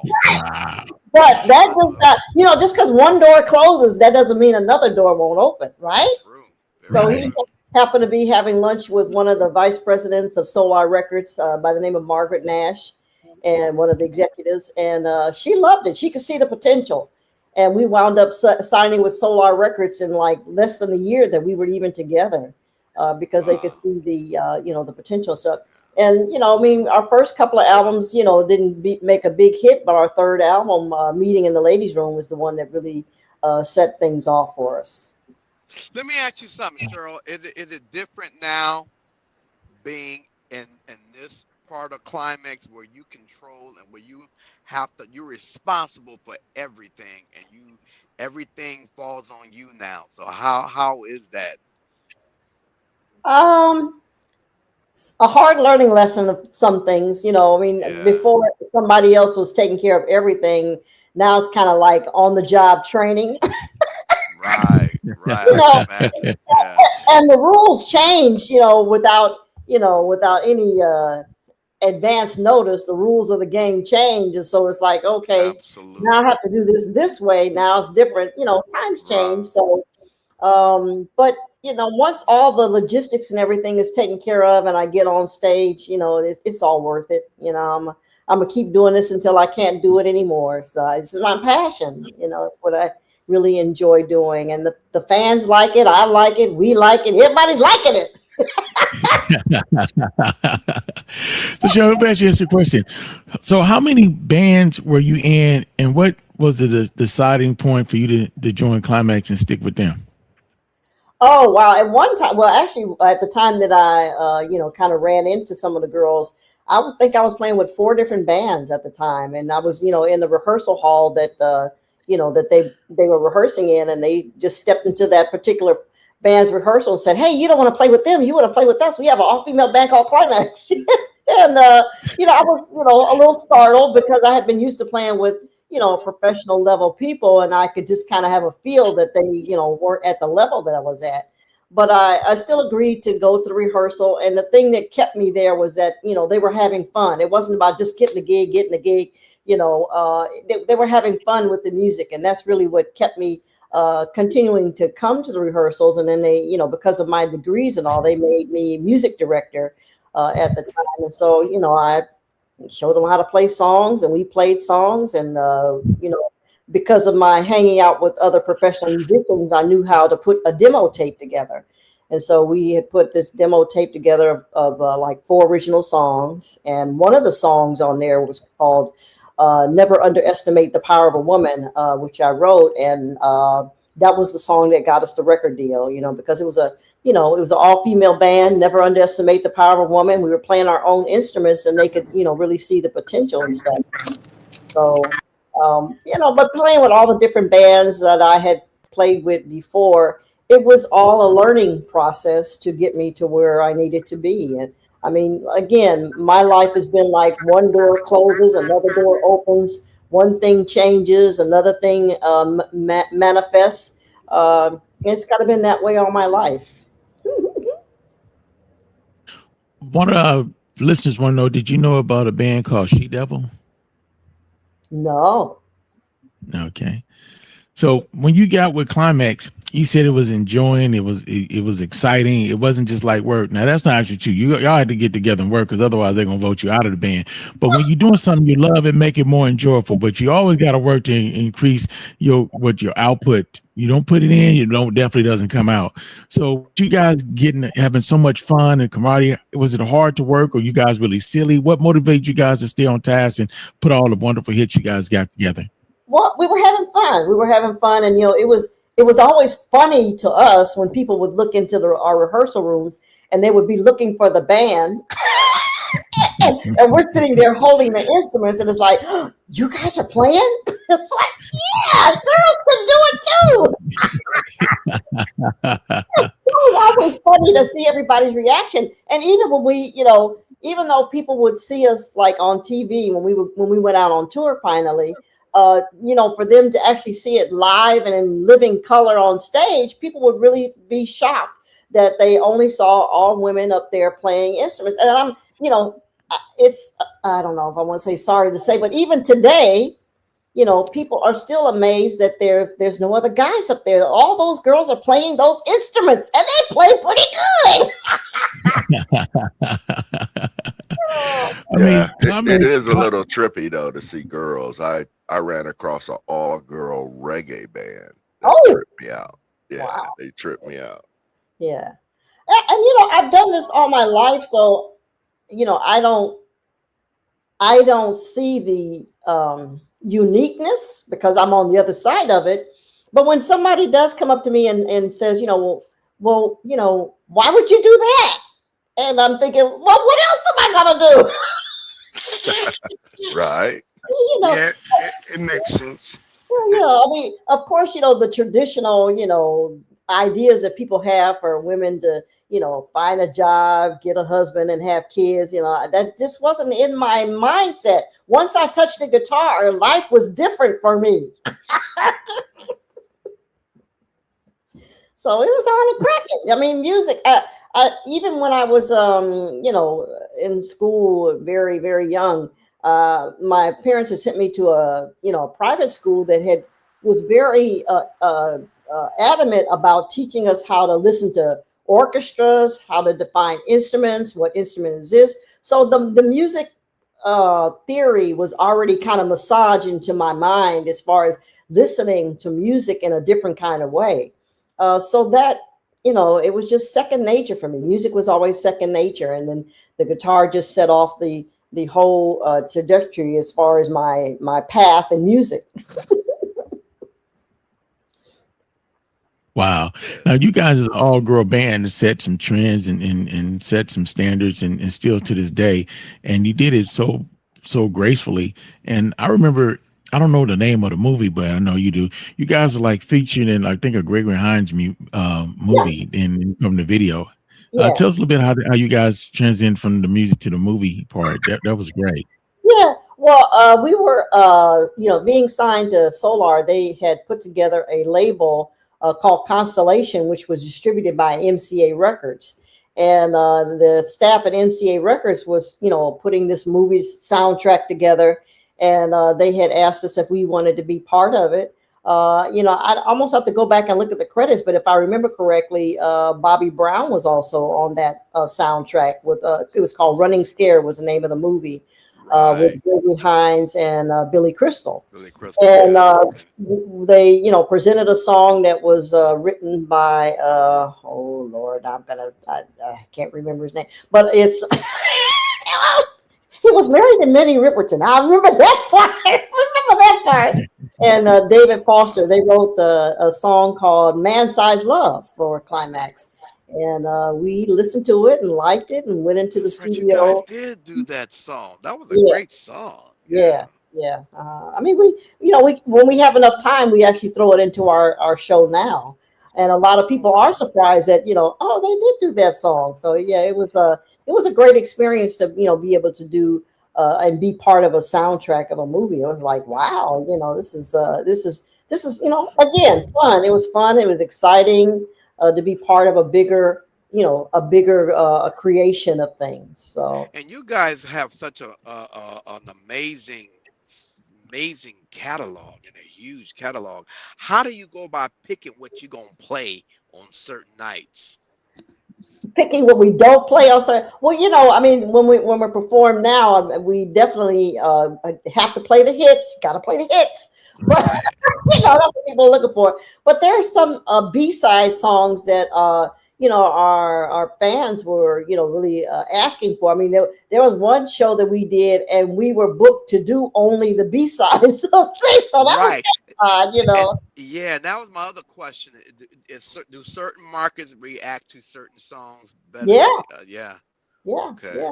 Yeah. So you, and you know, so you I mean, alternate your playlists, or of course. But again, you got to infiltrate those hits in there because that's what people are coming for, you know. Absolutely. But you know, and then we also do, you know, like a covers medley of female themed type songs. We kind of throw that in there too. But it really depends on how much time we have on stage. I mean, it could be anything from you know, 20 minutes to a 90-minute show that we do. And, you know, when we have to do a 20-minute show, it's just basically, you know, what we call in code, meet with friends. Meeting in the ladies' room, I miss you, and the men all pause, and then maybe we could throw in, I'd still say yes, when we only have 20 minutes, you know. But when we have like an hour and a half, you know, we throw in some other things. We even have a thing called the Funk Medley, where we play, you know, some songs from Ohio Players, Kool and the Gang. You know, we just kind of put them all together to. That's kind of cool. Yeah, honor that that genre of music, you know, that era of music. Yeah, I know. I find it funny when, like when you play BB King's and you guys had posters and album covers for people. No, actually, people was coming up to you with album covers that they had bought. They still do. And asking your band members to sign them and say, you guys have not changed. They don't know sometimes, you know. They don't know, you know. It's just, I don't think bust their bubble about it, you know. I don't think a lot of people care. Yeah, well, that part, if it sounds good, it sounds good. So, you know. But I think that's funny.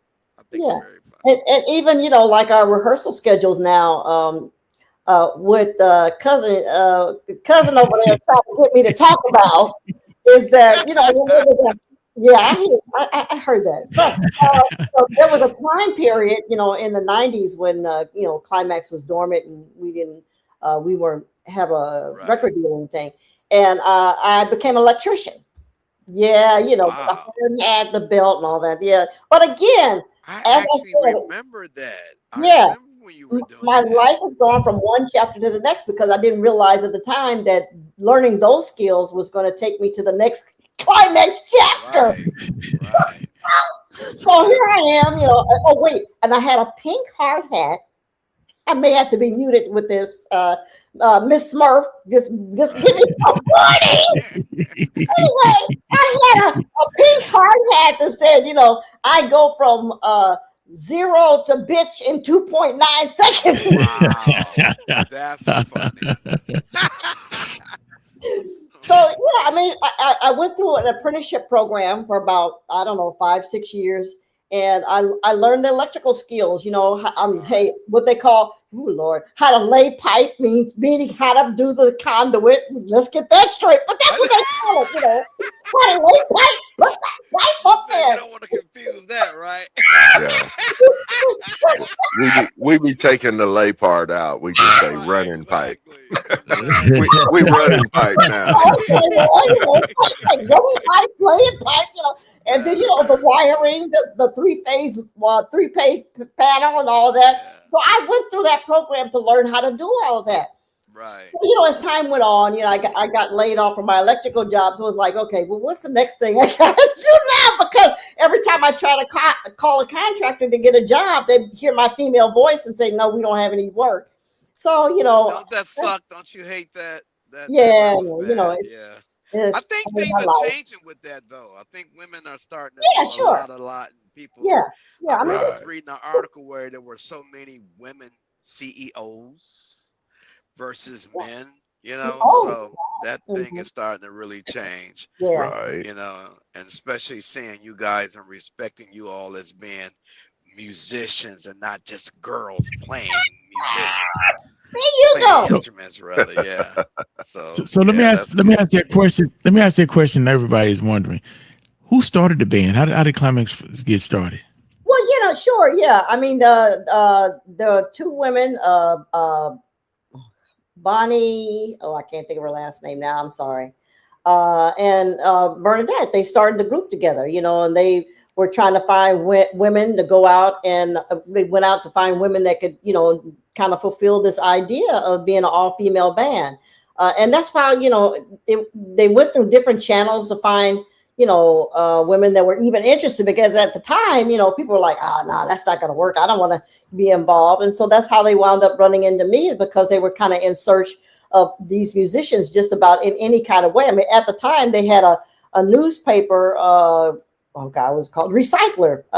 And they used to put in advertisements for looking for musicians and stuff like that. I mean, this is before, the internet and all. So, they're just different avenues of looking for musicians and stuff like that. And so let me just say this. Each one of us walking into that rehearsal room door, we did not know each other.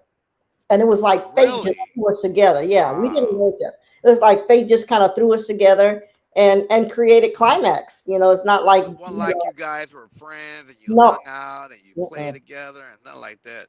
No, Wow. just fate threw us together, So but I mean, again, things have manifested in my life to show me you got to do this, you got to do that.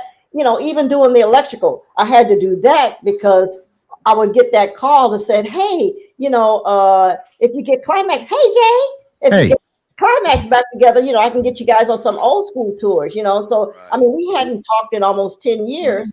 And, I called them. Some said they weren't interested. Some of them say, let me see how it works out. But anyway, in the long run, I wound up really trying to keep the legacy going.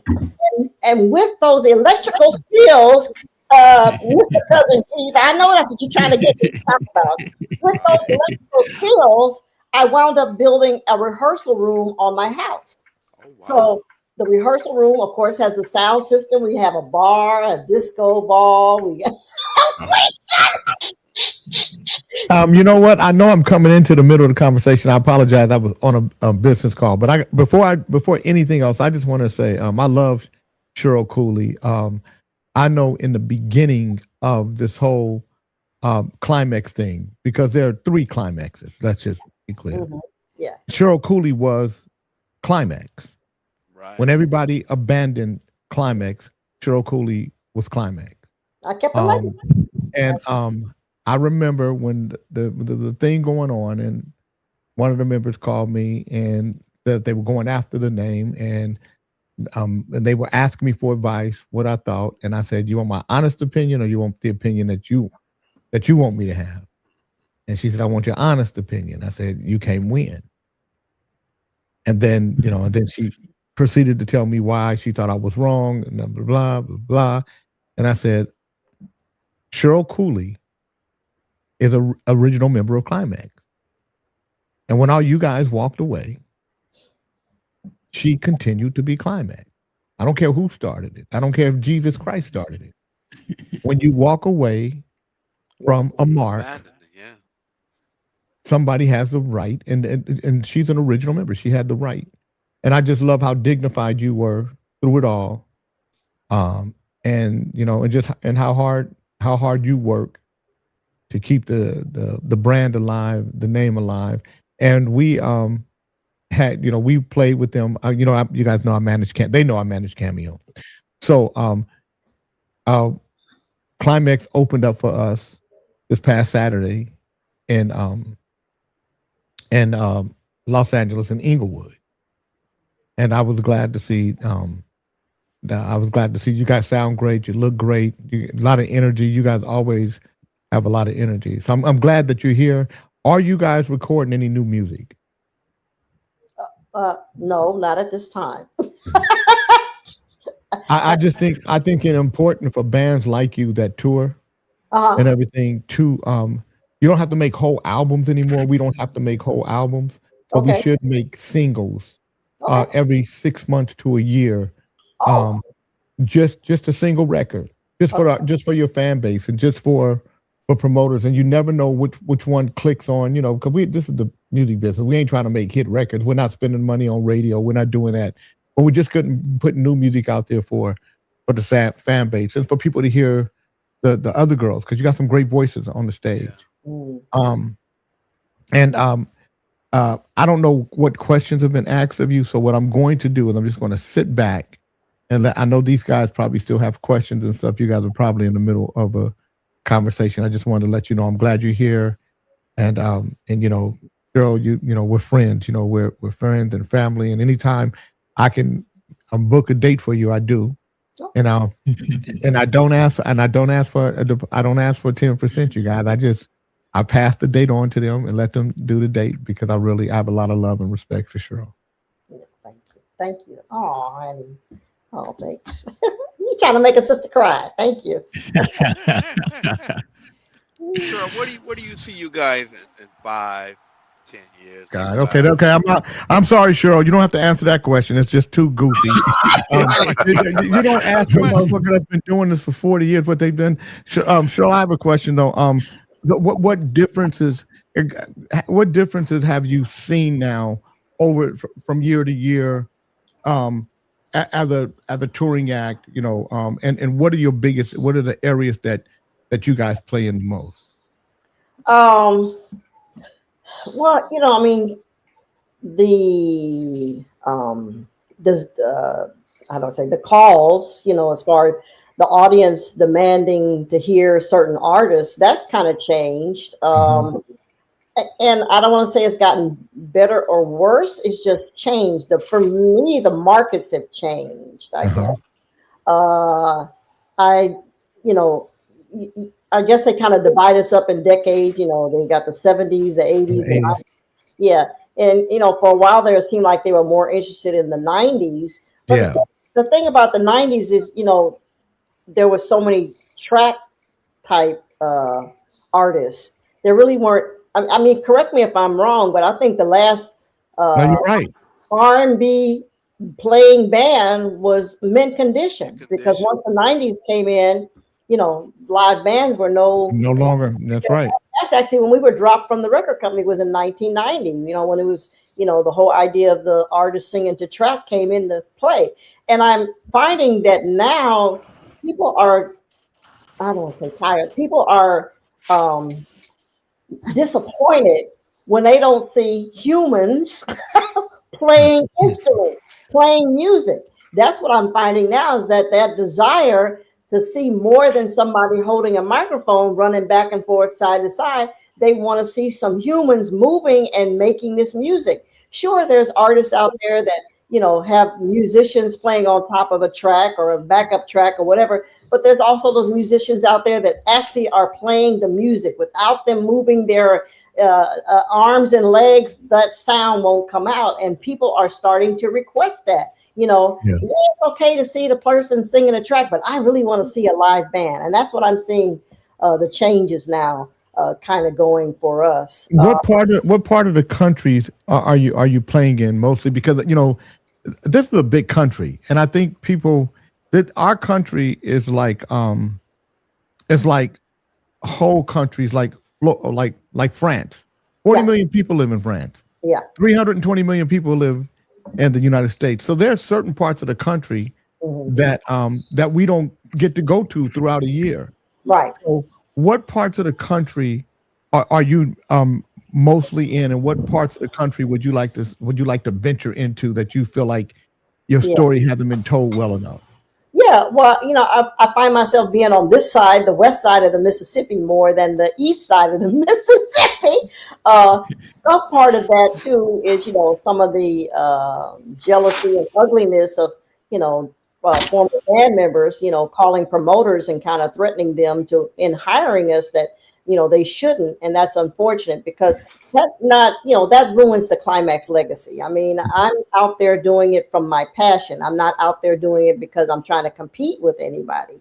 So, I mean, that kind of stifles me as far as being able to play in more places because of some of the, lies and ugliness that they spread about what is right and what is wrong that I've done. Again, like you said, Jay, I've started this because, of the passion. And, it wasn't like I just woke up and said, oh, I'm going to do this. Somebody actually asked me, Ron Sweeney, our former manager back in the day, asked me to put this together. And I wouldn't have even thought of it had he not came to me with this idea. So, I mean, I would really like to be able to play, if I could ever play in all 50 states, that would be great. But I really, would like to play more on the east side of the Mississippi. So tell me places where you guys, where your music plays at, or where the music played at, that you felt like, man, Jay, we played in the Carolinas. I wish we were in Charlotte. I wish we were in DC. Be specific if you can. Well, okay, so we haven't played the Carolinas. We haven't played any of the Carolinas. We haven't. I don't think we've done Kentucky. A lot of the southeastern region we really have not played. We did do DC and Philly, but they were more club type things. We haven't done any bigger stages there. I'm trying to get to play in my hometown, Chicago. I'm having a difficult time trying to play in Chicago. That's my dream. So Adrian Jasper said she said I started wearing Kenneth Cole shoes with attitude because of Climax. Yeah, exactly. Right. Stepped into the room, and then all pause, of course, because it was about being about women's, Michael Robinson said, come to North Carolina. I would love to. When we get in there. Now, sure. Speaking of attitudes and motivation, the men on pause. What was the motivation for the theme and putting that song together? Well, one time we were having a rehearsal with a lot of energy and a lot of sweating going on, and one of the girls said, "Oh, I think I'm having menopause. I'm overheated." And so, at that time we had never had menopause, and somebody said, "Hey, that'd be a great song." It's like, well, what do you say? And so somebody said, well, let's twist it around and say, how else can we say it? Oh, the men all pause. Now, who wrote that song? Bernadette and Joyce. Bernadette and Joyce wrote that song. Right? Yeah. And so when you guys are first getting together, because I don't think, first of all, let me just say, everybody listening, you're watching history, because up until Climax, there was never an all-girl, all-female Black band that had any success. That's true. And since Climax, there has not been an all-female Black band of women that have had the kind of success that you guys have had. That's very true. When you guys started the band, was any of that in your purview? Did you guys think of that at all? And when did you guys know there was something magical? So again, we were just having fun. We didn't think about, we're going to make history. Yeah, we knew it was a unique idea, but we were having fun and trying to do it and shock people. It was about shocking people. That really was it, I don't know if we really realized how much of a novelty, I guess you could say, we were, how unique we were, until once we got to the record company, and, we worked with Lakeside was one of our producers. We worked with Babyface. We worked with, I don't think we ever worked with. You guys worked with Steve Shockley, and you guys worked with Reggie Calloway. Yes, with Meeting in Lace Room, with Midnight Star wrote that. But we actually were, Dick Griffey had presented us to Otis Stokes in Lakeside as a project to produce. You know, I have this all-girl band, and they thought it was a great idea. So he and Stephen Shockley were our first producers on our first album, Never Underestimate the Power of a Woman. So, you know, not that it was a joke, but it was a great idea as long as it had the right music and the right packaging. Had you guys played any clubs prior to getting signed? Were you guys a club band? Had you played around town like a lot of bands do? So tell me, how did the formulation of the group happen, and then the record deal? How did all that happen?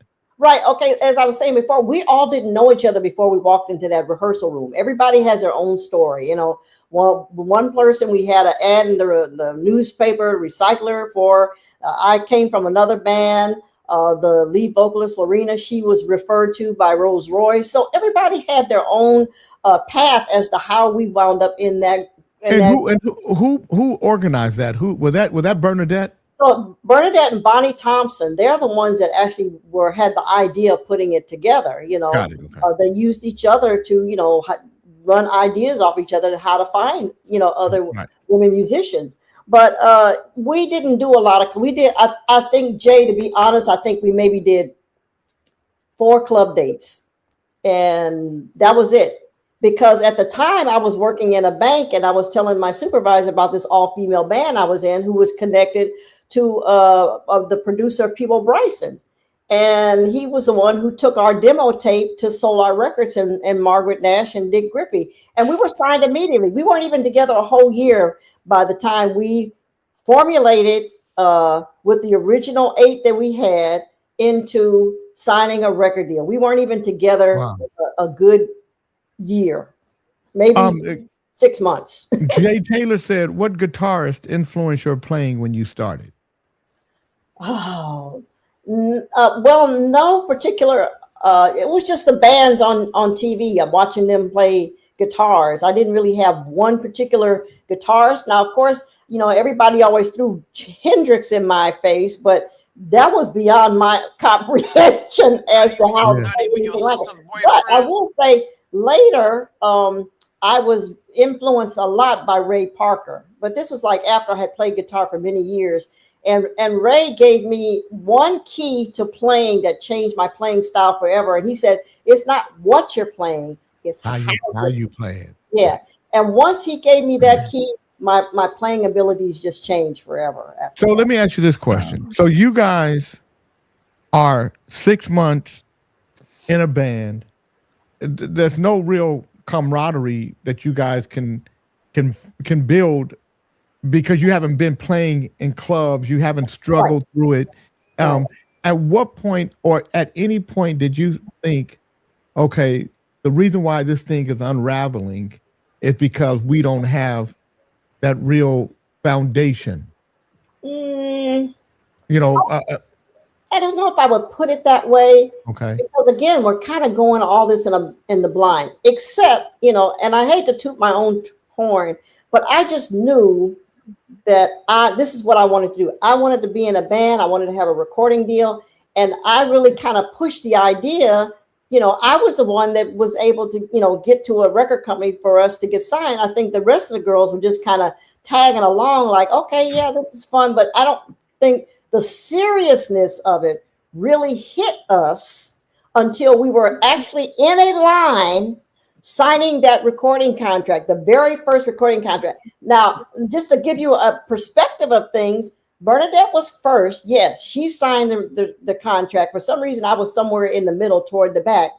Bernadette signed that contract. She came to me in my face and said, "Ooh, now I can start my solo career." We hadn't even all signed the contract. And she already had agenda, you know? And then, you know, and I'm signing the contract thinking, in my mind, I'm thinking, I finally made it. All the things that I had talked about growing up playing guitar has now come into fruition by this record contract. And I thought that was it. That was all I was going to need. I had arrived to my destination of my goal in life. Now I can make records. I can go on tour. I can be a musician, all of that.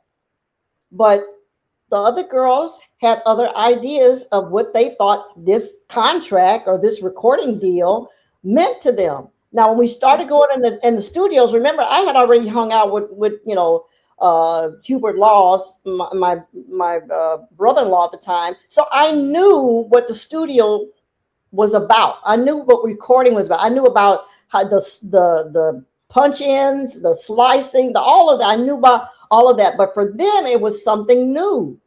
So I'm not seeing from their perspective of what's happening because I'm already there. I've already experienced it.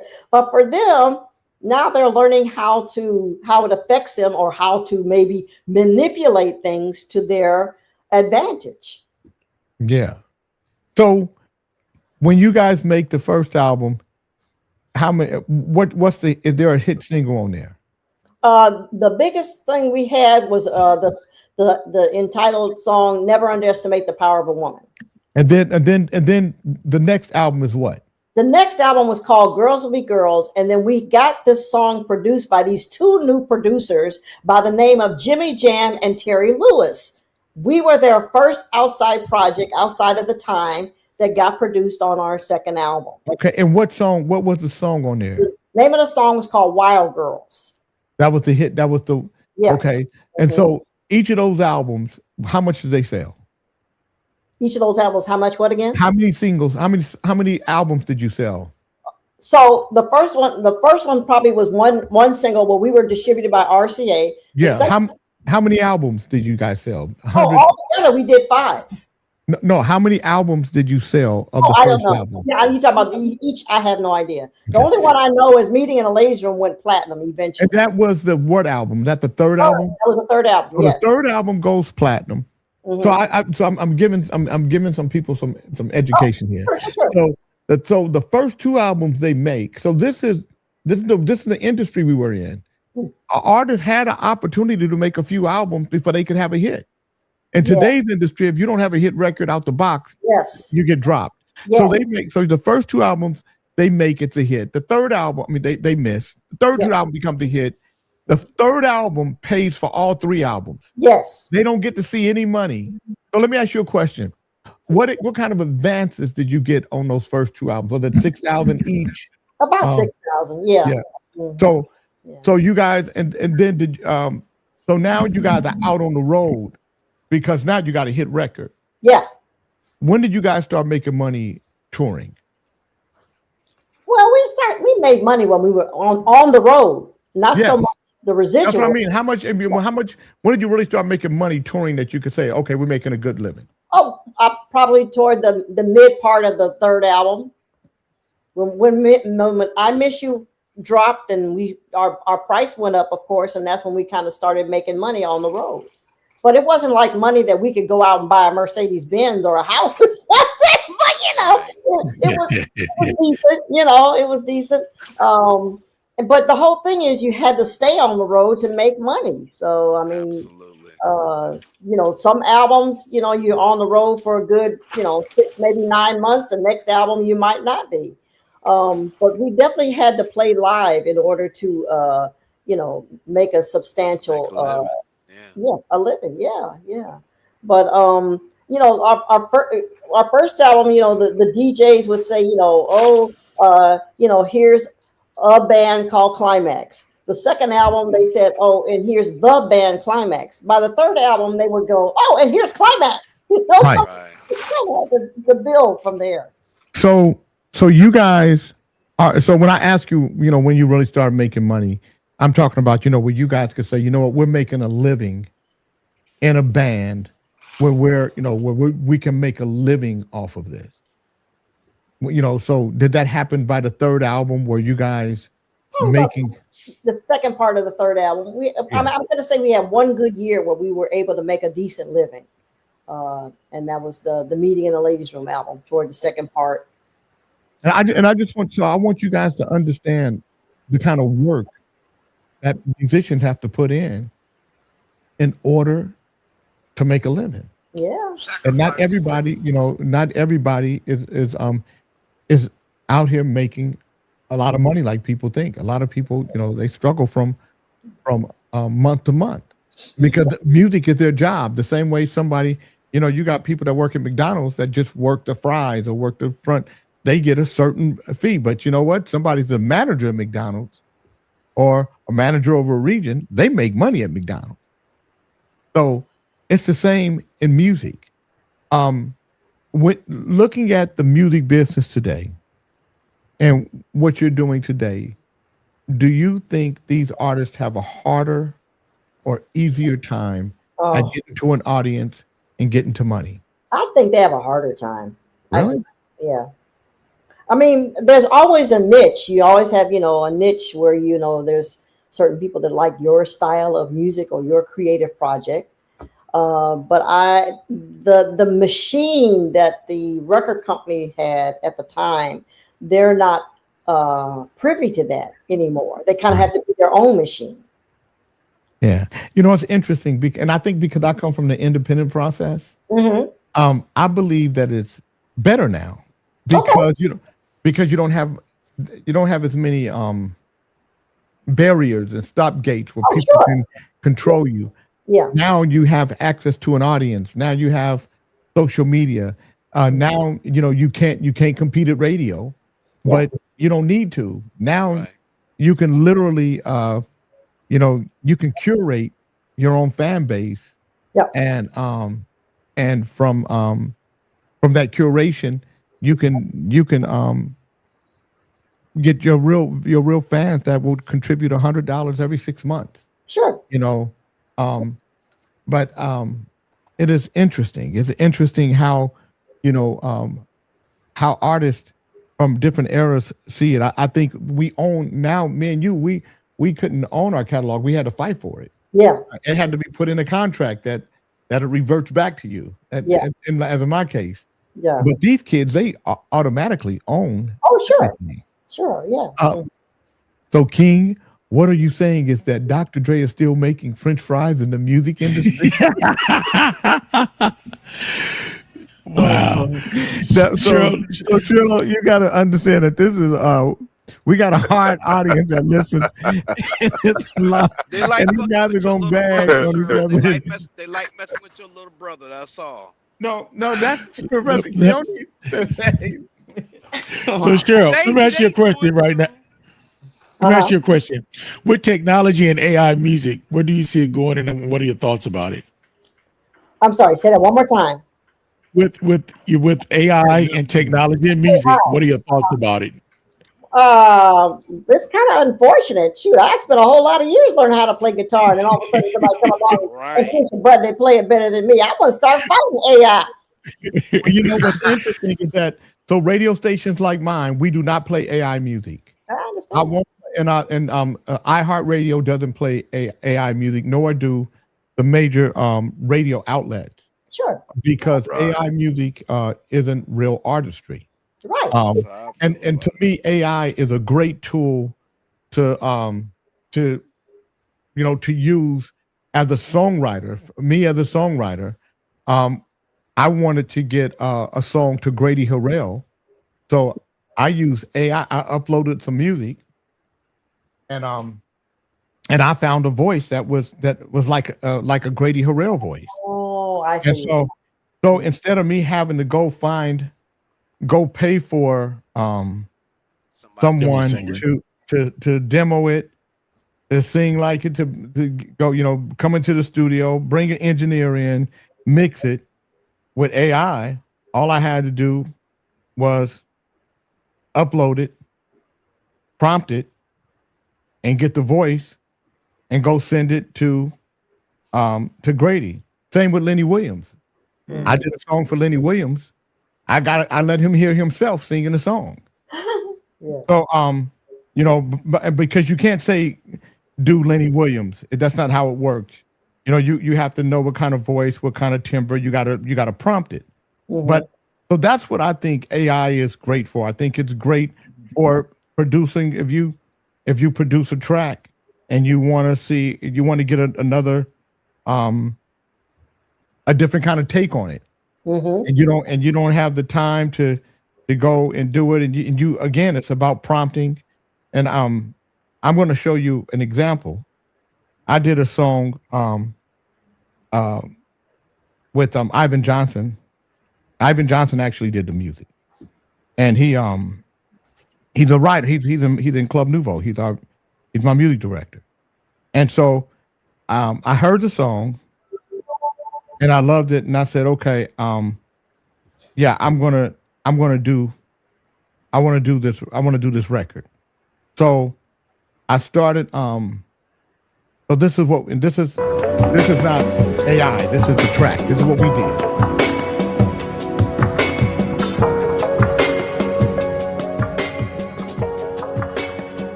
I'm just gonna start right here and see how we flow.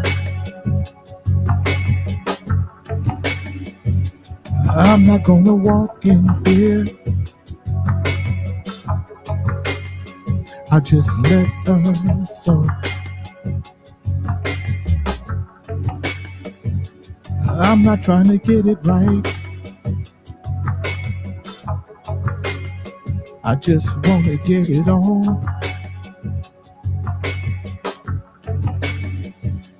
It don't have to be tonight,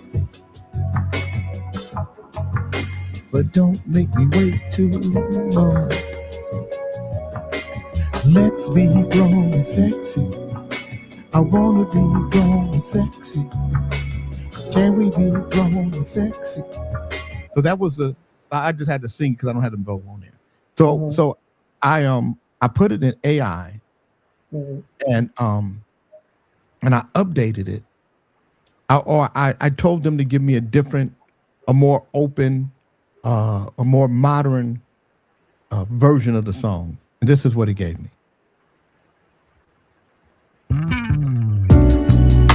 So let me first say, what it gives you is the idea that you got to play it over. You can't use AI because the resonance of it isn't big enough. So this is the play over, but it's still the arrangement. So it gave me a different arrangement. DOA is on bass, and Ivan is on keys and all that stuff. But you still get an idea.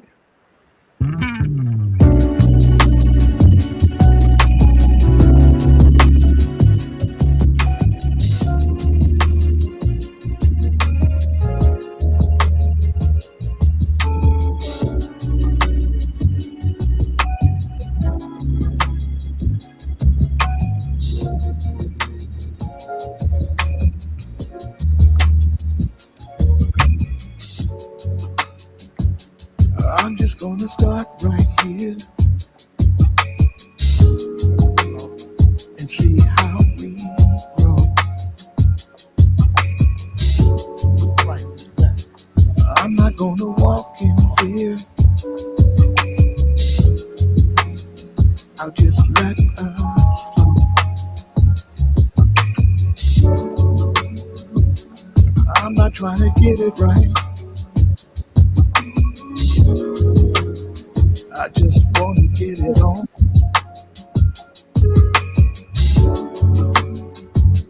It don't have to be tonight, but don't make me wait too long. Let's be grown and sexy. I want to be grown and sexy. So to me, when you're using AI, you don't use it as a crutch. You use it as a guide sometimes to help you get to someplace a lot faster, because technologically you can do it. It don't cost as much money. It don't cost as much time. Do you agree with the use of AI in that fashion? Yeah, sure. Yeah, because that way, the artist can definitely get a better comprehension of what they're expected to deliver on the song. So I think people from our generation, when they start talking about the music industry and they say back in our day it was better, or, this is, they're cheating here. Do you think? So I say, we got the best game in town because they only know what they know. We know the foundation of it. So as a guitar player, have you used Suno? No. So I'm going to say this to you, and I hope today you take it in. Mm-hmm. Download Suno today. Okay. And get your guitar out and play something into Suno, because you can play directly into Suno. Oh, okay. With a melody, and watch what it does for you. Okay. And I think you will start. And I think that you will create new Climax music that will have the basis of Climax, because it will be you, and none of the stuff you do in Suno can you.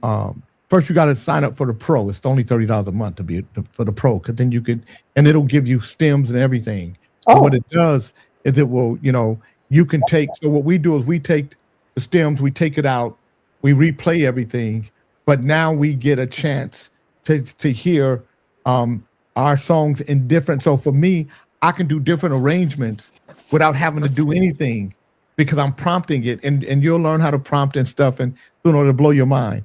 But I want it because I want to hear more music. I love the voices that you have on stage.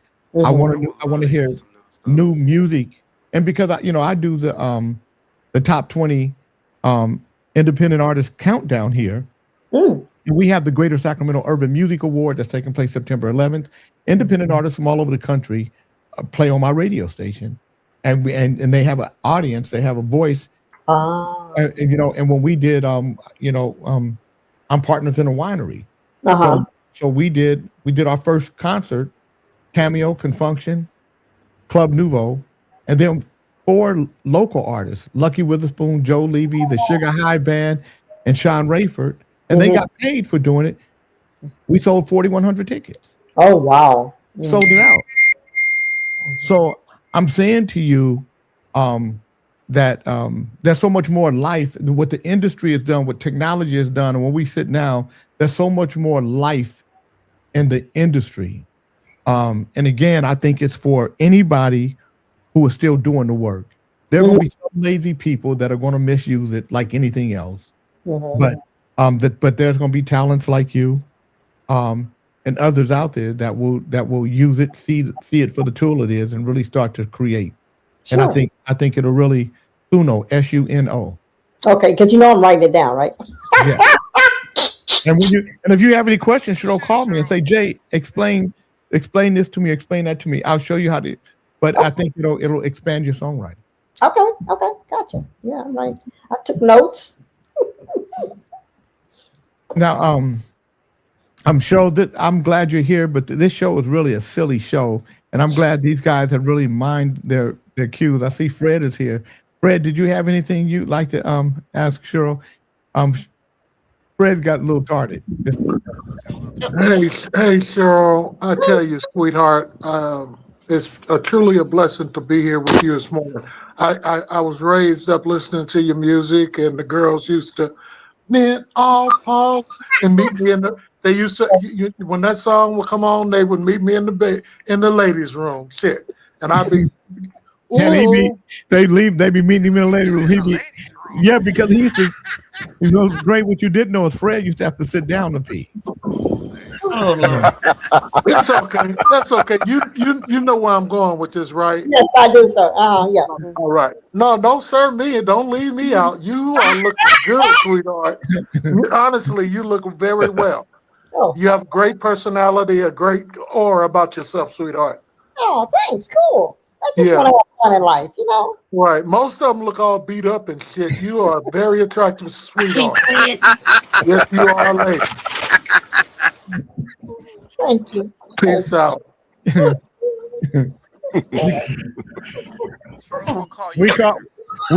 We call him Ready Freddy.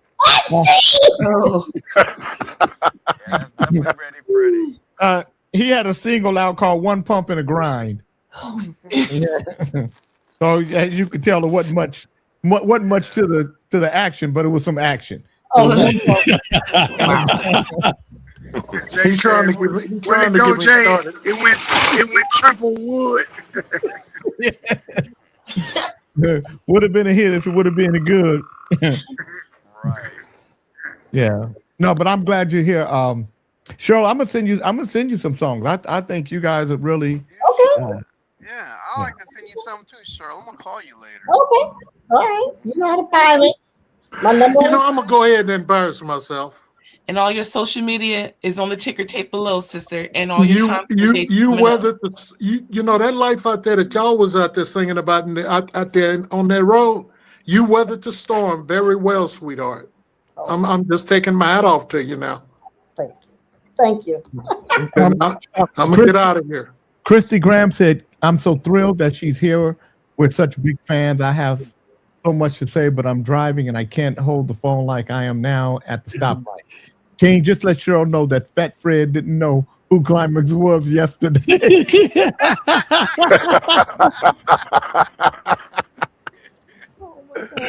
Oh my God. Woo. Well, sister, I know you have an upcoming appointment. I just want you to know you're always welcome here. You have the code. Anytime you feel and have time, just tap on in. But these are your brothers, and as I told you, they'd be happy you're here. They still are, and they will keep you here through the third hour of power if you let them. So just know. But I do want to respect your time. I remember you said you did have an appointment, and it's a little after 10. It's 10:11. Oh, I'll make it. Thank you so much for having me. Thank you, Kings. Thank you. Thank you, Cheryl. Thank you for coming. We really appreciate you. Cheryl, come by anytime. We would love to have you. You just come hang out. But sure, I want you to come by when these fools are acting the goddamn fools. See, today they're trying to We're a bunch of good guys. We're good guys. Don't worry about it. We're good guys. They did good today, sister. They call Big Charles the thumb because he always want to put it. He always want to put his thumb on it. All right. I'm gonna leave that one alone. Okay. All right. Thank you again, Cheryl. We really appreciate you. Thank you so much. Thank you, Cheryl, for showing up. You guys have a good day.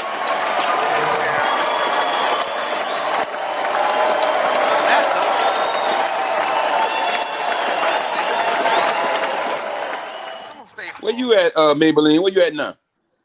I'm in Wilmington, North Carolina, where it's 150 fucking degrees. Well, I'm about to be like Dre and I'm about to be like Dre and Bernie. I'm about to get on the road, man. I got to run to Baton Rouge real quick. But y'all have a great day. Where you gotta go? Thank you, guys. All right, Chief. You got Cheryl East Parish. Huh? You got Cheryl number, don't you? Yeah, I got a number. Okay, because if I can't find it, I'll call you and get it. I'll send it to you. I got you. All right. Yeah, I'm going to East Parish, man. I'm going to Baton Rouge and Gonzales, and I got to do a U-turn and come back. You So I going to got to Baton do a Rouge, you might as well see the thumb. I'm in Alabama. What you doing in Alabama? Yeah, my mom's. My mom's. Yeah, Charles, why does your head look like it's getting skinny at the top and it's getting white at the top? What is going on here? What is going on? You've been on a po' boy diet for 2 weeks, Jay. That's You know just a what? side effect. Listen, I have no, really. Listen, I have lost some weight. I have. That's why it looks that way now. Yeah, I have lost some weight. that's good. I'm glad. Yeah. No, I have. So you guys don't see. I've seen Charles. You guys, this is a big I have motherfucker. lost some weight. Charles ain't no little bitty motherfucker. Charles is like remind you of back like if it was slave time. You'd be like, because don't I had somebody get tell me the other day that you can tell you losing weight. My face don't look as round as it used to. Said slimming out. So I said, Gotcha. I ain't been eating all them po' boys like I used to, man. I've been chilling out. Charles, how tall are you, Charles? 6'1". And how 6'1". much you weigh? How much you weigh?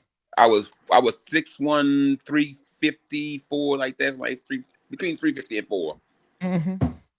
Yeah, between that way. Did you see what that nigga? Did you hear what he said? How nonchalant? Between 350 and 4. That's 3 people. I'm between 2 and 3 people.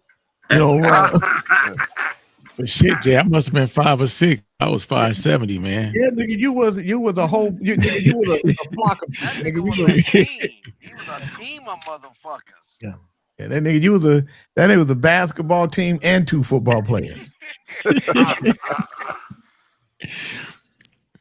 And I thought I was when I went to 190, nigga, I look like a ballpark Frank. Shit, I get pretty big myself. Nigga, you still are.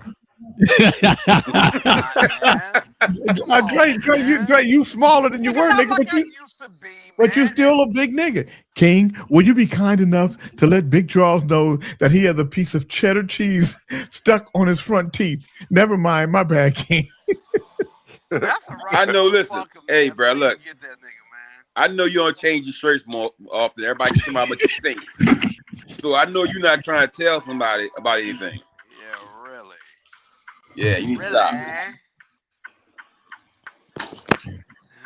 Shit. Well, y'all have a great day, man. I better get on this road. All right, you be safe. All right, I'm about to get right, out of here myself. Right on. All the big niggas, all the big niggas leaving. But Jay, yeah, I agree with you with that AI shit, but to me, it doesn't have a feeling. It doesn't. It doesn't. You can't feel it. It really doesn't. But working with it for writing and everything sounds. Yeah, the way Jay using it makes sense to me. I don't Yeah. see a thing wrong with that, but you know, and it's a great idea. I want to try that myself and see if I can work with some shit. I haven't done it yet, but it sounds like a great idea. Right. Yeah. I gotta sell my brother on it because I was telling my buddy, he was like, "Fuck that shit." So I gotta sell him on it.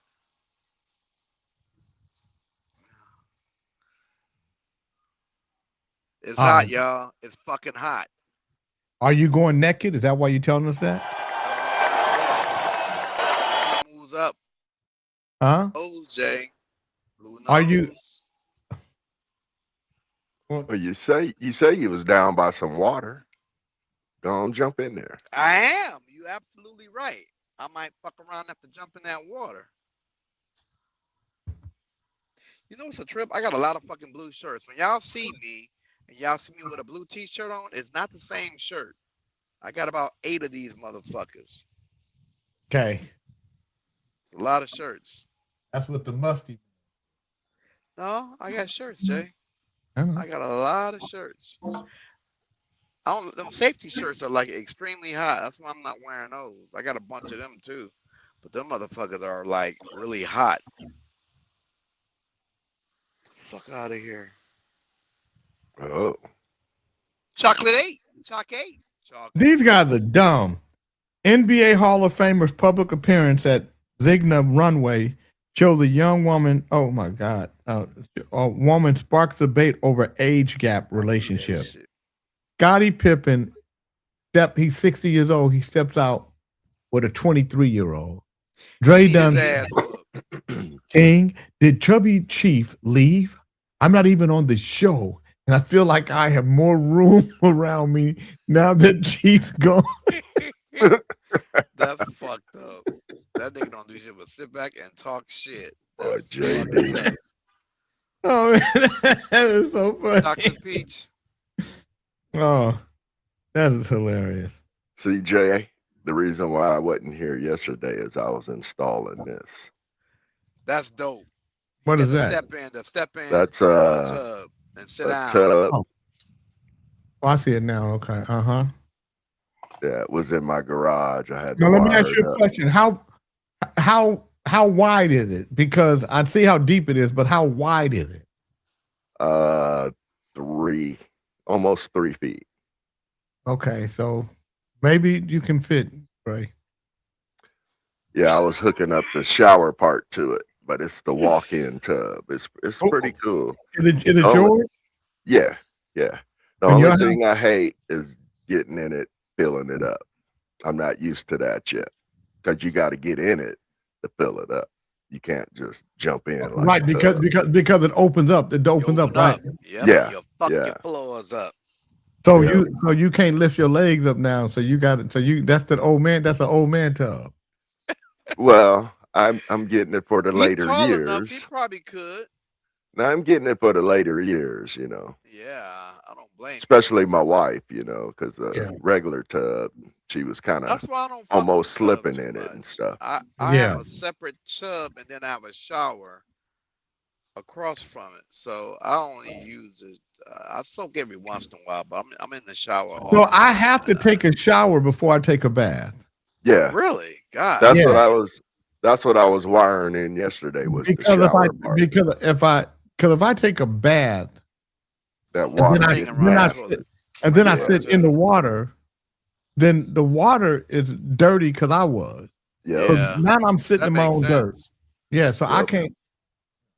It I makes gotta. sense. I can't get in the pool with other people in the pool. Yeah. Yeah, no, I can't either. If other people in the pool, because But we used to when we were little, but you didn't know no now, better. Because you You a didn't know no better. germaphobe? yeah, You a now since we germaphobe, know, Jay? Huh?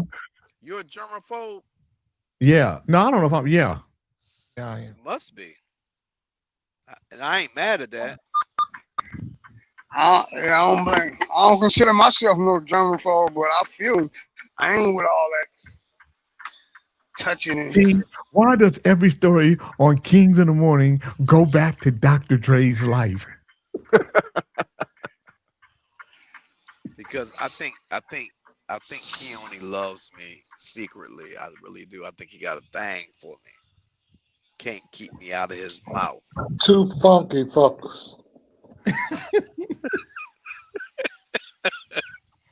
That nigga's a funky motherfucker.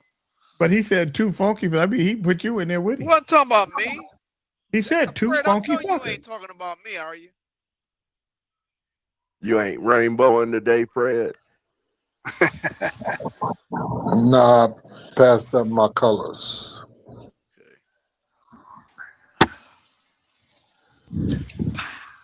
Pop motherfuckers, boy. You on mute, man. You muted your mouth. You on mute, Big Charles. We can't hear I you. know. I'm admiring chocolate peach right now. That's all. Oh, Hey, Dre. okay. Do y'all thing. Do y'all thing. That nigga got a heart on. I went to a restaurant Sunday and I asked for Right. some hot sauce and ketchup, Yeah. and they gave me the bottles. Both of them filthy. Now the lady looked at me like I was crazy. I said, "I'm not touching that. I You got to wipe that off, man. That's Yeah. Clean that. a lot of shit. You're people. supposed to. That's a nasty ass restaurant if they're handing you dirty ass. I mean, food, man. it is a nice place too. I mean, but they got With them the top of youngsters. the hot sauce is nasty, or the whole bottle. No, the whole bottle. You can tell when people been grabbing. You can see, So That's somebody being late. They're supposed to take them motherfuckers Right. at night Well, and wipe my them problem bitches is, how does down. the bottle get nasty unless somebody's hands was nasty? Because they do be handy. They eating while they eating or whatever. And grabbing the bottle, eating and grabbing the bottle without wiping Yeah, your I'm saying, hands. they might have the hot When they sauce on filling them. them up. When they But filling them up. It must be eating that hot it's sauce and picking up with the impossible to hot sauce on the bottle. No, they fill that stuff up. When they filling them up, They refill them. they refill them. Well, So here's they not. the thing. They should They wipe them supposed to take then. them in the back and wipe them the fuck down. Now on the Well, they don't do I they don't know. do that down here. There. You just They throw a bottle supposed away, to you take get another them bottle of hot But sauce. see, y'all on some different shit. That's why. Y'all just Yeah. getting it in like I mean, y'all get it in So how we, you we live. do we do hot sauce. I'm just saying, you get another bottle of hot sauce. Tabasco sauce, you can't refill Tabasco. You throw it away. You get another bottle. No, I don't know if they refill it, but the ketchup they do. Yeah, Yeah, you do that. You do that. You take bottles and you buy the big fucking ass containers and you put the funnel in. Well, usually on a little squeeze thing, you would fill back up, but for the most part, listen, Dre, listen, Dre, stop a minute, stop. Some people don't even buy the high volume ketchup; they buy it with cheap ass shit, and so it don't even make no difference. They don't even invest in trying to buy ketchup like that, so they buy it with cheap ass shit by whatever the boxes or ever. You know, I've never seen nobody just pour ketchup out the thing and pour it in the thing. Yeah, I don't know. And I've worked at restaurants. do. Listen, and I'm saying I worked at restaurants. I worked as a busboy, and they've never done that. I've always seen say, man, get another cup of ketchup out of it, throw that shit away. No, and we talking about seafood places too. Right. So I'm just telling you you. can do that. You can do that. When I worked at Popeyes, they had little ketchup out there. We threw that bitch away and got another one. And just, but these are specialty bottles. I'm not talking about the bottles from the damn soup when you walk Well, in the supermarket. I'm pissed off they took them little seasonings out of Popeyes. Well, that because all that owned by Copeland's. You see, that's why I tell people don't. I was trying to tell somebody the other day that story. So when Al sold, let me tell you this. So when Popeyes was sold, Al took everything that was original from them. They didn't have the when he put the loan out on the company, he didn't have the seasons involved in that. So all the original stuff went with Al. All that went with Al Copeland. So Popeyes never tasted the same because Al owned all the original Charlotte, and they didn't want to buy that from him. Right. They chose not to. Right. Yeah. So a lot of people don't they know that. thought it was in the original contract that they were getting everything. No, they wasn't. Right. Right. That's why you have to read the fucking fine print. Well, let me say something though, Drake, and I'm gonna say this. It still don't make a difference. I mean, for those who know how it originally tastes, yeah, it makes a difference. And that's why so many other chicken marks have got on there. There's a place called I don't know if y'all have one of these out. It's called Gus Chicken. Gus Chicken is a big famous place down south. They got them in Tennessee. They got a little spread up a little everywhere down south. But they fry their chicken in peanut oil. And they have kind of surpassed Popeyes in their own way, but they have made a staple in the big market. You know what they got here that tripped me out? You know, they got a restaurant here called Jack's, and it looked just like Jack in the Box. Oh, really? It's not. It's just straight. It has nothing to do with Jack in the Box. It just got the logo Jack's without the box. Well, you know, that's crazy because Jack in the Box, they got them in Baton Rouge, but they don't have them down this far down south. Right. So, you know, yeah, that's mainly a West Coast thing, I think. Yeah. That's like I had found out there used to be no Jack in the Box here, but they got some shit called Jack's. But it's a sit down. They sell a lot of different shit. It's not a burger joint. They sell a lot of, you know, just Southern cuisine. Yeah. Hey, where's Snitchy at? She back there. Hey, Snitchy. Snitchy. Here, Sorry, here I had is- myself on mute. I didn't realize. Here is the original. Let me move my board out. Oh, wow. Check that out. Wow. Who's that? That's me, The original Kings? me, Lynn, Jay, and Robert. Wow. Y'all probably So- never seen that one, huh? Hey, Graham Cracker, do you have that anywhere, like on your computer anywhere? The digital version. Yeah, I can probably send you a couple Thank you very much. because I got a couple more too. So Awesome. 17 years. yep. 10 years. Yep, I wasn't even born yet. For all you niggas keep saying I'm wearing makeup. Yeah, I'm about to say you wearing makeup, Hey, bro, look at it, bro. It's okay. You could listen. Let me tell you something, Dre. They got not listen, Dre. Say Dre. They have non-washable makeup now. Ask the ladies. There's water on my face. There's makeup you can do that too, Dre. There's makeup you can put on your face and don't just wash off. I ain't trying to hear it. I'm not trying to hear it. You got foundation on your face. You got foundation all over that thing. It's silky smooth. Look at other Dre. Look at all the other kings on here. All of them have a texture on their face. Let me explain something to you, brother. Only yours is silky smooth. Hey, don't hate. Don't hate the player, nigga. Johnny got a little texture on his face. Bernard got a little texture on his face. Only yours like it's got foundation on it. Matter of fact, it's got a shine on the thing. It's got so much foundation on it. Brother. What you call it, Charles? Foundation. Foundation.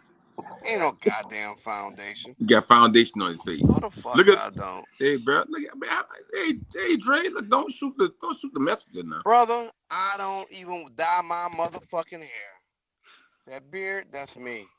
That shit, that's ain't me. gonna do the say, bro. All Look, that I shit get is it. me. I don't do I get it. foundation. I don't do Hey, man. It's makeup shit. Hey, That's man. all me, bro. Look at That's all the all other me. kings. I'm just saying. I don't give a fuck look, if y'all some damn. we got crusty ass texture. We got some motherfuckers. texture. I don't do that. There's some Doesn't happen texture to on me. that thing. Nah. You know, there's some texture on the That's face. You that's know, miles, nigga. That's miles on you. you know, that's texture. You know, there's texture on that thing.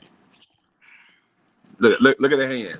The hands got got good texture on it. skin, Yours brother. like got they look silky smooth. You know, mine don't look like. I got a nice ass. Look at that shit. Fresh manicure. Look at that. I know. I see you. Right, Maybelline. I know. Whatever. Got a whole salon in the bathroom. I got you. Whatever. Charles, Yes. that nigga Snitching. I'm going through pictures right now. Check this out. Hot. Wow. All right. That's another one I'm gonna have to send you. Yes, because I don't think I've ever seen. Let me look at this. You know what? I've seen it, but now I can't remember whose page did I see it. But yeah, I'd love to have that. They gotta Wow. exist somewhere. Yeah. Now, I'll- King Cracker, was this our sister Valcine putting those together, or was this our brother Domingo, or was it Domingo. It was Domingo? Awesome. Hey, so Snitchy, while you out there talking about wonderful stuff, who is arbitrating these pictures, these photos out here? AI faces and stuff on people. You know what I'm saying? Well, let's just say this. I'm glad that you're enjoying, all the creativity that's coming before Snitchy, you. you something. And this is like one of the most recent ones here. I don't know if you see that. Oh, yes. All right. Well, absolute recent is this one right here. This is what Alex is speaking about. That's the King Fred doll. It's going to be, he's Spectrum Freddy. You see Spectrum Fred? That's the Rainbow Coalition. Yeah, you see the rainbow dress, and yeah. So I'm glad that you're enjoying yourself, Scissors. But we're not at liberty to disclose, basically. But just know it's a team of artists. Wonderful, we love them. As a matter of fact, I want to make sure that we always say thank you to our resident artists that bring us so much added joy. Let's get that going. Snitchy. Going right now. Snitchy. I'm sorry. I thought we was cool back like Pears and Pickles, from down south. I think I got one too. I think you got one over there right now with Dre riding around in a white van. I can see it already. King Fred, the reason why you can see it is because you hope that will be created. In handcuffs with a pamper. No, you just added that on. Handcuffs in front of a school. In front of a school in a neighborhood watch. So Fred, next question. Fred, I got a question, Fred. Fred, what inspired the rainbow dress? What inspired the rainbow dress? Dude, I've been wearing that shirt for a long time. I think I even had that shirt on the cruise. I mean, you can put what you want with it. Well, don't come in here with that bullshit, nigga. You look like you didn't. Hey, bro, hold up, bro. Look like your motherfucker. Wait. Look like you used some hair dye. Right. Nigga used some hair dye last night. Let me got every color in the world on it. Yeah, you can wear anything. Exactly. That's the way I roll, Paul. I'm in the fashion and colors, motherfucker. Hey, bro, that's art. That's art. Look, I got a question. You ever heard of tie-dye, dumbass? I'm not talking to you, Smarty. Wonderful. All right, I'll be in Let me fight with this country fuck down there with that red hair today. Okay? Hey, bro, hold up, man. Why you? Hey, man. He done set his ass up there. Yesterday he was in the dark because he was ashamed of his fat ass. So he didn't want us to see the roaches. Now he coming here fucking with me. Look at. My sister loves an open area, light everywhere. This is her house. Who is this? Where is she coming from? We wasn't talking about that right now. The views and opinions of Fred C are not those of the JKN Network. Thank you. Oh man. Anyway, I'm talking to Big Nasty right now. I wasn't talking to Triple Nasty. Say, bro, look, let me tell you something. Deductions. You shouldn't have came at me, nigga. I ain't fucking with you. I was giving you a compliment. Wait. Where did I get a colorful dress at, nigga? No. I said, where did the inspiration of the rainbow dress come from? So Number one, it's not a dress, faggot. Let me tell you, mud duck motherfucker, something ass nigga. Let me tell you something. You the one got the dress on. You talking to? I didn't do it to you. Say, bro. This nigga got a Lionel Richie hair, dude. Look. You need to go back and dye your shit again tonight, motherfucker. Fat, fluffy. Your hair, fluffy. That's my hair color, bro. That's my nigga, you know you put your little rinse in there. You sitting back like man, I don't do that. When I cut my hair low, you don't then you come in here messing with Dre about what he look like. Man, get off that gay shit, nigga. I done told you, nigga. Thank you. Yeah, get off that. Hey, bro, you hating on the hair, bro. I don't understand why, though, man. You telling me to fuck with me, nigga? Because he ain't got no hair. Hold on, let me see if any neighbors outside. A stack of business papers right now. Who is shuffling a stack? It don't bother nobody. It don't bother nobody. Well, ain't nobody gonna tell on themselves. It only bothers her. Look here with your WrestleMania haircut. Look, but worry about how many papers somebody doing and how many birds are chirping. This a bitch. You out there in that sun with the hat on your head. Hey, Dre, look, get that fool off of there. Dre, these motherfuckers is psycho, nigga. You gotta be on my page, dog. I'm on your page, brother. I'm with you, Fred. Man, look at this dude coming here with that bullshit that work at Walmart. You guys ever put reviews? Remember I told you about that ketchup? I let their ass know too. Let me see. Good. This is what I put. I put the red velvet waffles are the best waffles I ever had. We also had country potatoes, 2 eggs, and beef links. The country potatoes were a little soggy. The flavor was there, but a little soggy for my liking. I only had one problem. I asked for ketchup and hot sauce, and both bottles needed wiped off. Other than that, it was an excellent experience. I'm looking forward to going back. Staff was nice. Yeah, I don't like to go places and they charge you a lot of money. They want to be upscale. Homeboy, let me tell you. Okay. Fine and dandy. But look, you go for the experience, man, and bring your own condiments if that was the only problem. That's what I was getting ready to say. Take your own. No, they answered it. You know what that was? Chocolate peach. That was a wise choice. Yeah, they just a little. The food ain't bad, but they gotta learn. When you charge people a certain amount of money, you gotta step up. This ain't Popeyes. You know what I mean? So when you charging me these prices, then I need that service. Well, brother. Now you know how you and your old lady is, okay? You too old for that shit. You gonna get disappointed every time. Now you went for the experience just to get out of the house. Now you done went in there and nitpick these motherfuckers because they ain't just that they baseboards and shit. What the fuck you talking? But you gotta tell them. That's why they ask for feedback. Her sister, they ask you. Ghetto. There's her feedback. Right. They is ghetto. They gotta teach them. Well, ain't nobody got time to be teaching explain to a motherfucker that's feeding me. Man, I'm not gonna piss you off that you feeding me. I'm just not coming back. I ain't never had red velvet waffles. Hey man, but that shit there, man, that should have your ass win 3,000 pounds. Ooh, that shit there was good. I'm not crazy about what I wouldn't try that. I'm not crazy about red velvet like that. Well, you just a big meat. I ain't never had it. I tried it. You looking for a ribeye? I am a big I'm motherfucker lking for a po' boy with jelly and peanut butter on it. What? Hey, what Pete say?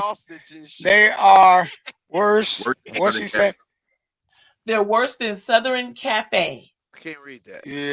They gotta get their Just shit wait till he together. does it. Be charging Man, people. I just feel so bad because I don't want to nitpick and I want to show hospitality because, you know, all the kindness and bringing me my fucking, what you call that I like? Lemon, my water, a straw. I had a hard time. Believe it or not, guys. We had a problem. Excuse me, Charles, fat ass. We had let me get on the stage. Best way is food to go. Wait a minute, man. That's what she said. You saw it. Okay. I needed a straw, and everybody on this show that went on that cruise know I wanted a straw. Them motherfuckers would not get me a straw, man. I mean, they had them eat them straws where you it was a sugary straw. It's a sugary straw. You know why they do that? Why is it so hard? I don't like to wrap my lips around the goddamn glass, right? I don't like that wrapping my lip up around there like that because I got an immune problem and it's working out just fine for me, fat damn fuck. Okay, but when I ask you for a straw and you throwing me shade or some lemon or some lemon, if you notice though, they don't have a lot of plastic. They don't have a lot of plastic on that shit. How you gonna tell me no about some lemon? I'm at fucking Denny's. I'm at Denny's and I ask for a real fork or spoon. Oh, we gotta wash it first. And then the bitch walk out there with it in her hand, dripping wet. Let me get the fuck out of here, baby. Yeah, y'all she bought her own reusable straw. Yes. Yeah, that's what you gotta do. Yeah, I bring my own metal straw, a little metal straw. Right. You know, I mean, so I didn't got to the point right now. I don't want to argue with nobody. I just do it at home, either leave it alone. Man, you arguing with me a little while ago. I'm going to step away from the board for just a second, Kings. I'll be right back. You ain't gonna be there gone that long. We gotta go let Randy in. We had another furry friend come find us. You know, the 4th of July is wreaks havoc on the little critters. Not you running a veterinarian. Yeah, it feels like we running a pet hotel. So, well, you know, but I'll be right back. This one has a home and it's chipped and their people are here. So I'll be right back. Get out of here. I'll let y'all. All right, Dre. All right, Dre. 4th of July, Oakland was like Iraq. I know what it is to live in a war. Yeah, I'm it scares the that critters. shit. I'll be right back. Yeah, that shit was crazy. I don't know where they be getting them fireworks from. They was on one in Oakland. They burning down shit. It was the Wild Wild West that night. Cars, trees, I would think that California electrical wires. Lockdown on fireworks. Y'all, that would not be a thing throughout the city for y'all. No, it's bad. They have illegal fireworks here. They have like professional fireworks. They have professional fireworks that they sell to idiots that don't know what they're doing.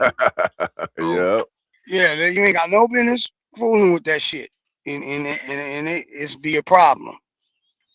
You know, I ain't talking. I'm talking. Down here and buy fireworks anywhere, but you can't buy fireworks in the city of New Orleans. You have to go across the lake or into Mississippi. To get fireworks or further up Baton Rouge way somewhere. Yeah, my son and them, they sell them down there. They sell them good kind too. They sell good fireworks down in by the Lake Charles, not Lake Charles. Mississippi ain't bad, but there's a place right across this lake. Gate on.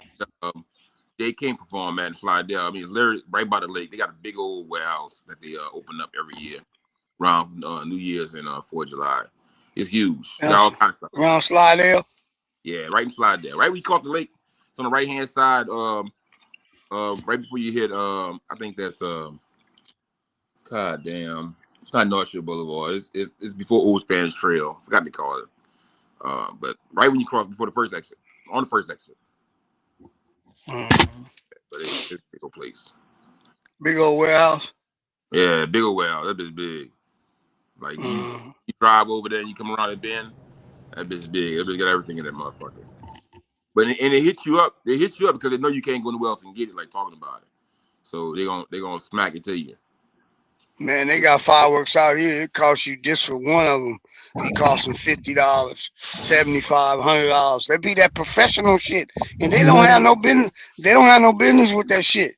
I mean, some people be getting hurt, man. My across the street from my neighbor, you know, he's a fireman. He say people be losing their hands, their eyes. The cloth is here. Really? The cloth is frozen. Well, Snitchy is gone. Yeah, she's right now, bro. She went to go do something with. Here. Nobody don't give a damn about the cloth is here. I just heard him on the stage. He's frozen. I can't play the song. What the fuck you talking about? Why you gotta come off at me like that? Don't worry about that motherfucking cloth. Oh, I'm talking about the motherfucker. See, hold up. You got it wrong. I'm not coming at you. You got it wrong. I'm not coming at you. I got the motherfucker who had to mention your fucking the cloth is here. Stop sucking your ass. I wasn't talking about you, fucking Kente. I'm talking about the motherfucker. The cloth is here. God damn. That's Fred starting shit, man. Hey, motherfucker. You look like we sitting in the bar having a drink. Oh, look at the cloth is here. Bitch, who gives a fuck? Sit down and drink your drink. Nigga coming? Shit. You got knocked to everybody and they coming. Hey, nigga, who are you? Goddamn eating nigga ass. Shut up. Enjoy your fucking drink. Shut up. I'm looking at your head. I'm looking at your head right now, and it looks like this. It looks like you need to cut a little bit of your fingernail on that. Clip your fingernail on that part. Look, I need a full groom. Take your hand out. I need a full groom. Yeah, somebody told me something the other day. A female said, I don't like the way you be looking like that. I said, I don't like it either, but I don't give a fuck no time at the same time either. Shit. I don't like when you be looking like that. Did I lose you? She trying to tell you she be looking. Yeah, you know what? Listen, I appreciate you, but I'll be all right. That's all.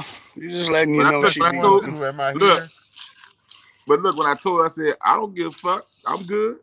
And then that dude said, that's how we do. He said, yeah. I said, man, look, I be roughing it sometimes. Fuck them. Some days. As long as I get my cigar and my drink, that's all that matters. That's all that matters. That's all that matters. Cigar. That cigar and that drink, that's all that matters. Hey, do the cigar get you high? For some people, it can. Not me. I can smoke 3. No problem.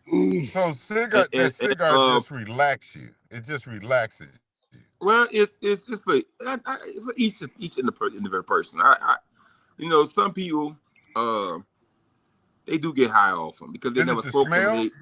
The smell? All of them smell different. All of them smell different. The only thing smells the same as a cigar, if somebody burns a cigar and they call themselves trying to save it without cutting all the burn off. Yeah, you gotta cut the whole cigar, and it smells nasty. You could tell it. You're like, man, that shit smells horrible. What is that? Yeah, you could tell because they try to call themselves saving those, and then they be having that motherfucker all stale and all crappy. Oh no, my cousin, I go to his house. He light a cigar. 3 hours later, he's smoking the same cigar. That thing be burning a long time. You know, but like, damn. You know what though? And I'm gonna tell you, everybody don't smoke cigars the same. Like I know an older cat, he smoked them big fat 80 gauges.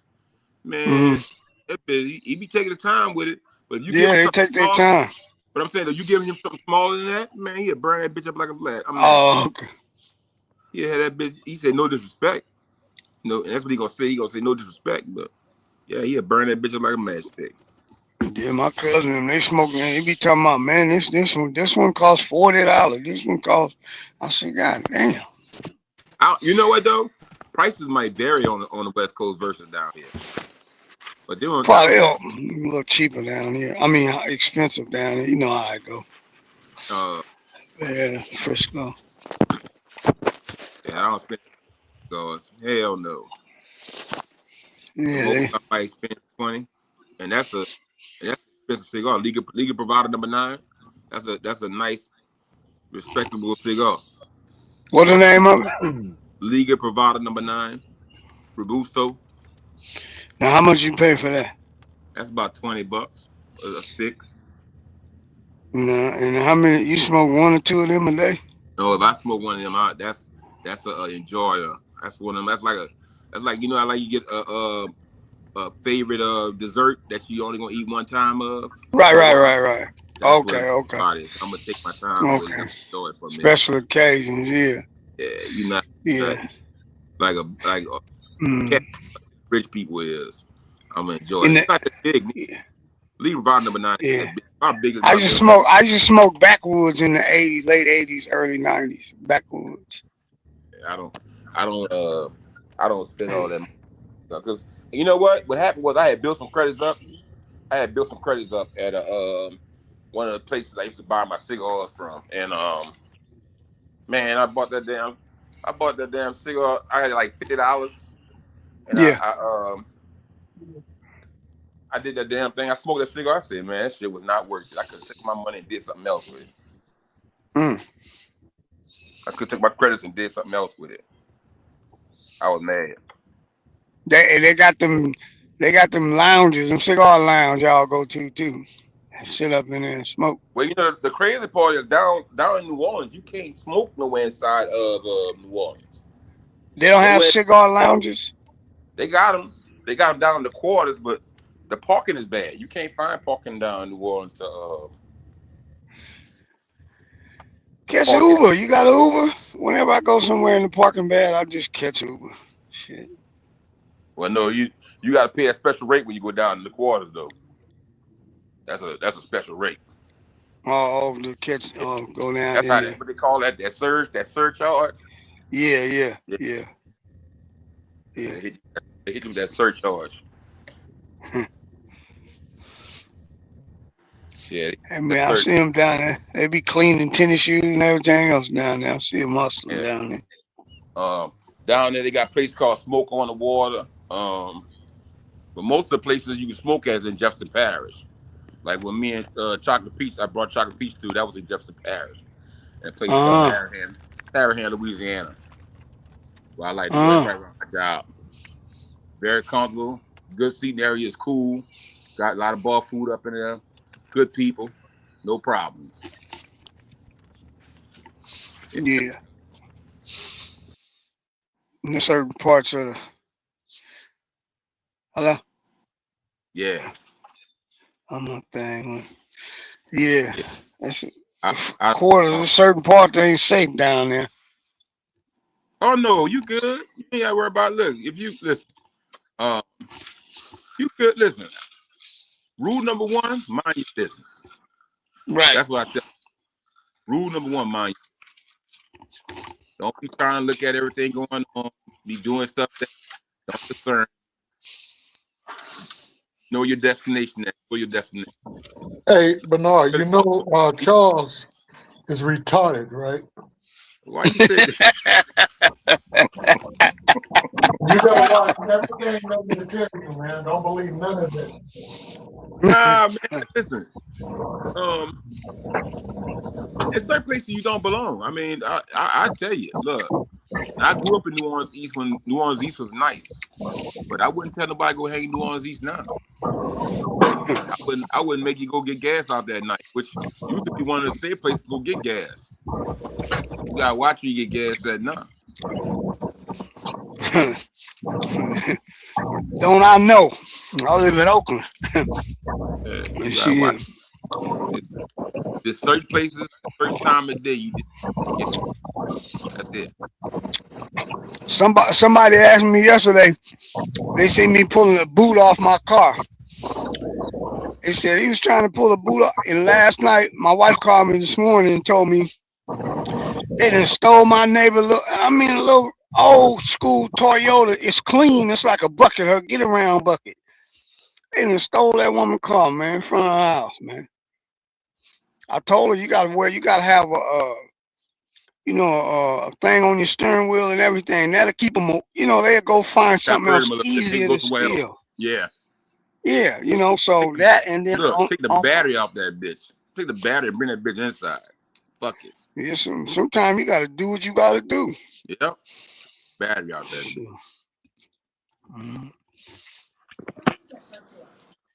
King Bernard, isn't there such a thing as a kill switch still? Can't you still get a kill switch installed on your Yeah. car? They got all that. Yeah, you Yeah, can you put can. one in.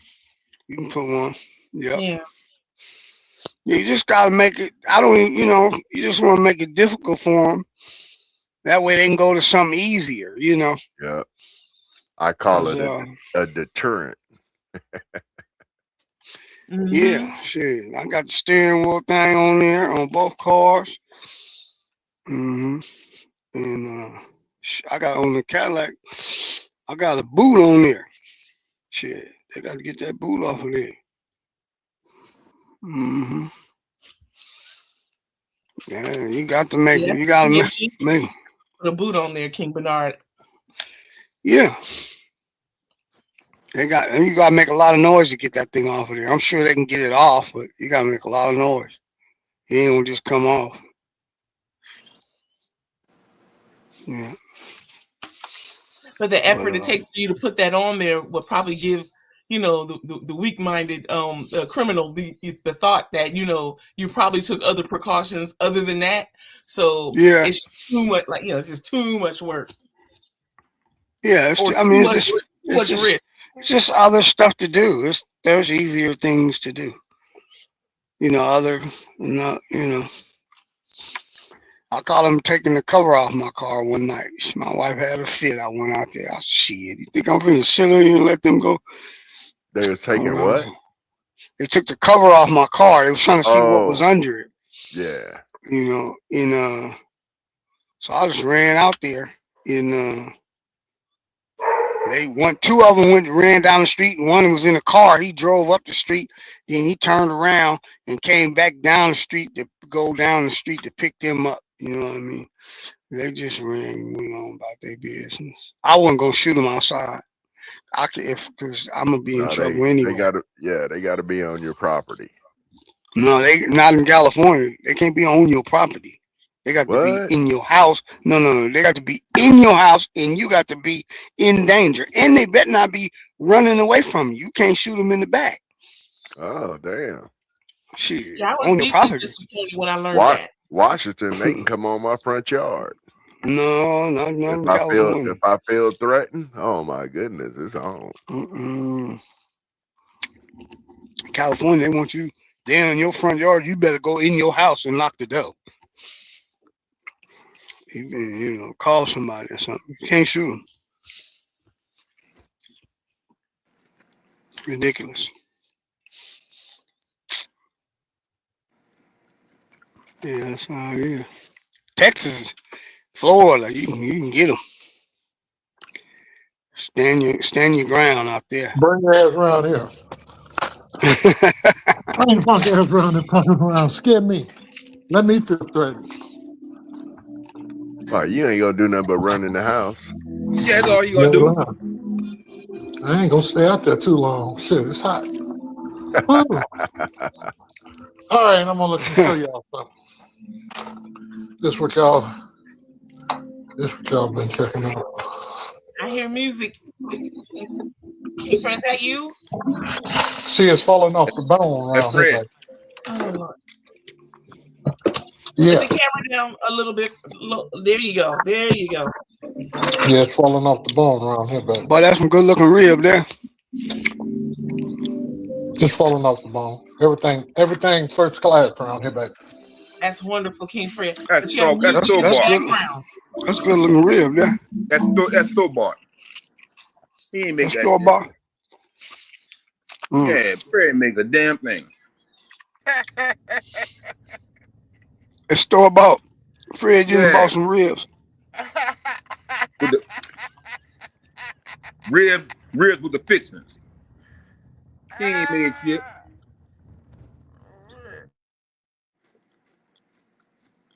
To the store and bought them people ribs. Yeah. So what you storing corn for? Got them a little roasted corn. Yeah, a little roasted corn. Yeah. Do you wet it before you put it on there, Fred? Shish kebab. That's what I say. Oh yeah, he didn't have them people. Bought the rib with fixings. He ain't did none of that. Bro, I get up at 3 o'clock in the morning, wash my ass real good, get back up at about 12, 1 o'clock, fuck with y'all for a minute, and enjoy my life and prepare for tomorrow. Get up, Paula, now move it. Move, dog. Move, I'm not touching you. Move. Move. Get down. Smell all that rib on you. Been giving that rib. Motherfucker don't eat rib. I don't eat rib.